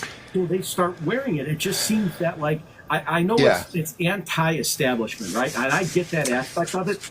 But at the same point, money talks, right? And it's like... I think there's similar stuff going on, though. Like, I do think that there's a reason why there's a Fiji bottle of water on Hetfield's amp when he has a sip of water. Mm-hmm. I do think that when you interview him after the show, that, the logo on the towel is a certain brand or whatever, right? So I just think that it's a bit more covert. So I'm not saying that it's not happening. I just think that it's a lot more covert in that sense, just to sort of still keep that level of credibility to some extent. So I do think that it happens, but I just think that it's a lot more strategic and concealed, out product placement like than out front commercial. Right. So do you remember when Kiss wore the suits when they had the makeup on and they wore those? That was the Dress to Kill, the third album. Yeah. So Armani did a campaign where they wore Armani suits and Kiss wore the makeup and they put it in a magazine and it was awesome. Mm-hmm. And that was fantastic, right? That was an actual advertisement in a big mainstream media book where you were flipping through the page and Kiss is on there and they were in the makeup in the suit. Yeah, but that's the point. They were still in the makeup, right? Sure. So they were still Kiss, and people which is thought, what I love, right? 'Cause they were recognizable. This is a blank but blank situation, right? It's still Kiss, but it suits. Oh, that's so awesome. Just, Yeah. and it could have been, it could have been them in kids' costumes or, anything else, but they would still be kids, right? So Right. what made them was still there, And I I think- think that's, And I'm not if I'm not mistaken, I think Tommy Lee did an ad campaign too, when he was like in the Pam and Tommy era, when he was like mega popular and was everywhere. He did an ad campaign for, I don't know if it was Armani or if it was, it was a clothing brand, and his picture was in the magazine, right? But like that was very like few and far between. Like it seems like they should have reached out to more rock stars and more musicians and done that, right? And they just didn't. I've never seen it. I've seen it a couple of times, right? And most of it is Johnny Depp because he's an actor who became a musician, and Jared Leto now is kind other of way doing it, around. right? Yeah. Right. So actor, musician, and then Jared Leto was musician actor. Yes. Yeah. Johnny Depp went to LA to be a musician, and then he slipped down on Right. the actor thing. And Leto is. You're mentioning a lot of my non-favorites today. Right, I yeah, can't no, I'm just- stand Jared Leto. I still like the Blade Runner 2049 movie, despite the fact that he's in it. So I'll give him that. But no, but yeah, and I think that I think that you're correct that we're going to see more and more of that, just because of this is how artists communicate now, right? On a phone, with people on their phones, and not on network television or during big events so much anymore, right? It's, I guess you could call it micro marketing in some sense. It's like, it's going to take me freaking 5 seconds to do a little short video saying that, hey, this is Taylor Swift by Adidas. Right. I just made $50,000 on 5 seconds worth of work, right? So right. And she's in an atmosphere of her own, right? Because her stratosphere is any brand or anybody, or even right? or Entombed saying that, these are my favorite picks. Right. A company just gave me $10,000 to say that. It meant 10 seconds of effort for me, right? But the thing is that it takes a long time to get to that point where someone will pay $10,000 for 10 seconds worth of. That's it. But it's going to be super essential, and definitely that's going to happen. But I think the marketing technique will also change into being more and more in context.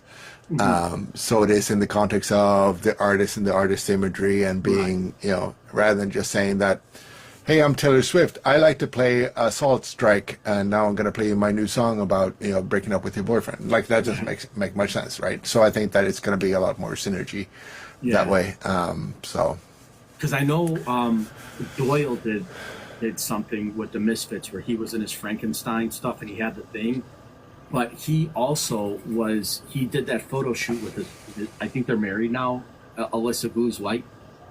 I don't know if they're married or they're dating, but they've been not with sure. their girlfriend for a very, very long time. She's the singer of Arch Enemy, and she's Yes. Okay. All right. Yeah. so I don't know if they're married or they're dating, but they did a photo shoot together, and he was in the full Misfits gear with the leather jacket and the spikes, and she was, but it was something off-brand. It wasn't for music. It was for something else, and that was like the first time that I was like, okay, this is kind of cool because it's Doyle and he's recognizable. To me, I knew who he was, but most people aren't going to know who he is, or they might not even know who she is. But it was some kind of, it was something to do outside of music. It was a photo shoot for like a press thing, but it wasn't music related. It was like outfit related.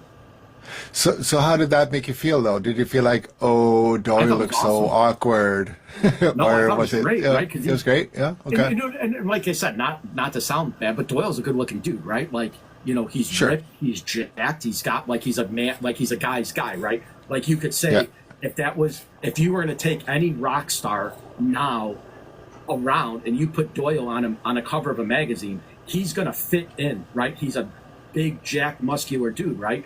So at 60 something years old, right. Yeah. So it makes it work, right? So it's a different if you're going to put like a Vince Neil now, right?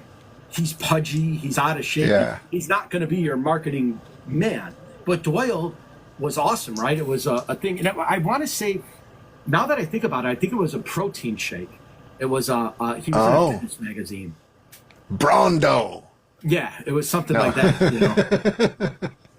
Do you remember Brondo Yeah, from Idiocracy? right. Yeah, Gotta run like Kenyans. yeah. Oh, I'm getting into the politically incorrect humor here, but Yeah, that was, but that would be fitting, you know, for dancing too, right? That would be Yeah, right. that would be one of those that would kind of work, right? You know, like you could make fun of the fact that Doyle or Danzig would have a commercial for a protein shake, but still make it relatable and authentic enough, you know, or ridiculous Yeah. enough that it wouldn't seem awkward. It's like, yeah, we know that Right. Danzig is doing a commercial here, and it's going to be, you know, You know, Have you I just seen like the- to see them out of have their you seen the- element of rock stars, I guess, you know, and it's like yeah, the corporate world doesn't seem to pick them up as much as they should. And that's what I've noticed, right? Like, and it's just kind of, and I understand why, right? Like, because some guys are hard to market, right? You can't get a guy that, you know, is doesn't want to be there, but is there, right? And I think Chris Motionless is coming to terms with that, right? Because he's on a lot of stuff now, right? He's getting into that modeling type world.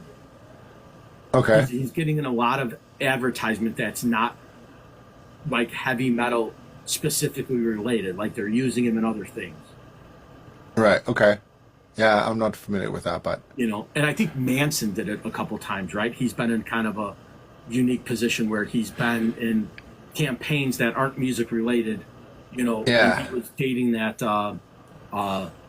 tattoo chick, right? They were in a bunch of stuff together that wasn't music related. One was I think it was a cologne or a perfume that she was doing. And he Yeah. was in there, right? yeah, I think that can also happen to artists when they feel like they're starting to decline a little bit. It's like, oh crap, this is all of the income I'm going to make for the Right. rest of my life. So Yeah. I need to get whatever I can now Right. before I'm forgotten. So I think that there's an element of that a little bit. But yeah, yeah. I mean, what can I say? Yeah, I don't. I think that we're going to see more and more of that. You know, and it might turn into ridiculously funny and stuff like that. Like, you know, I mean, I just like, you know, you have a lot of musicians that are talented in other things, right? And some musicians do look very good, right? They could easily be models, and it's like they It's- don't use it because it's like that stigma. But I think now it's like to get yourself out there and to be more recognizable, right? Like, again, I know we keep mentioning Metallica, but Metallica doesn't need it, right? Everybody in the world knows who Metallica is. But if you had a band that isn't there yet but could be there, you would think that they would brand themselves to say, okay, put me in a photo shoot for something else other than music, because it's eyes on them that they wouldn't have seen by the normal music people. yeah, yeah. No, I'd be surprised if there were not strategies being formulated. Right. You know, would like think so, right? how, yeah. But I do still think that it's a fine line, and I think that it might be that it could be that just there needs to be one vanguard that takes a step to do it right, and then the floodgates will open, type of thing. I don't think that like a Metallica would be the band that would do that, or any of the old guard. Because you know who It'd be seems that interesting they to see. might want to do it as of recently would be like Gojira, right? Like Yeah. you could see them in a Right. fashion magazine. Right. So, and they're French too, right? So a French fashion house that would sit down and talk for a number of weeks or months or whatever with Gojira. It's like, we really want to have you as, you know, as a front, and they're gonna say, well, it better be right for us to do that. And it's like, okay, well, does $30 million sound right? And they'll say, money doesn't matter. It's just gonna be right. Right. You Sure. know? So let's talk. And then it takes 3 months, and then something awesome will come out, and they'll get $20,000 for it, and they're happy with with that, maybe, Right. like, or whatever. Yeah, sure. But you see what I mean? Like, but Gojira was a very good example. I like that. That could totally work.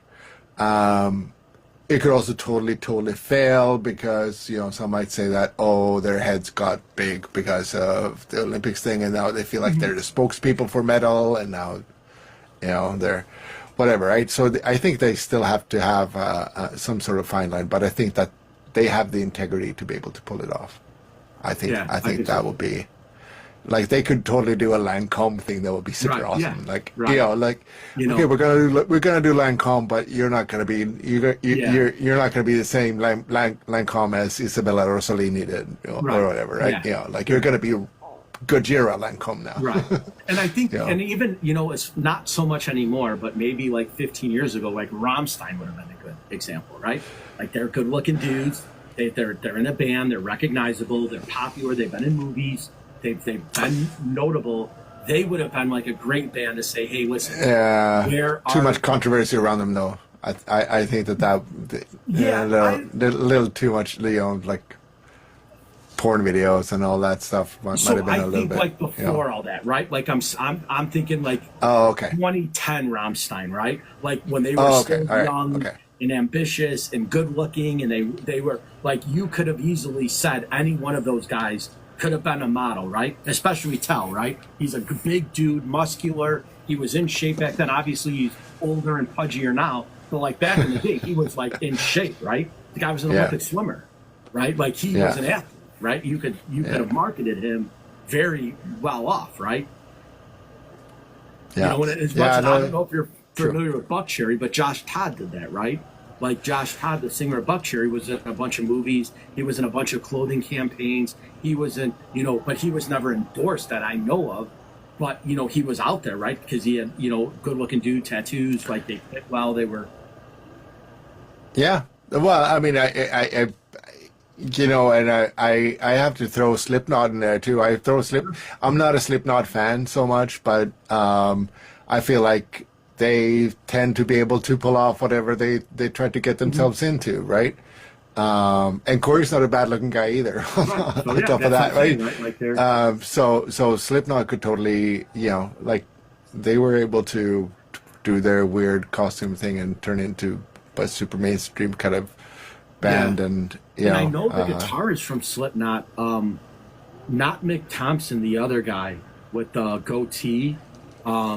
He was dating, I think, Christina Scabia for a long time from Lacuna Coil. Okay. I don't know if they still are or not, but I know he was. It wasn't Mick. It was the other guitarist, Jim Root was his name. So Okay. yeah, he was Cool. dating her for a long time, right? And they were like the metal power couple, right? Like Lacuna Coil was huge at the time.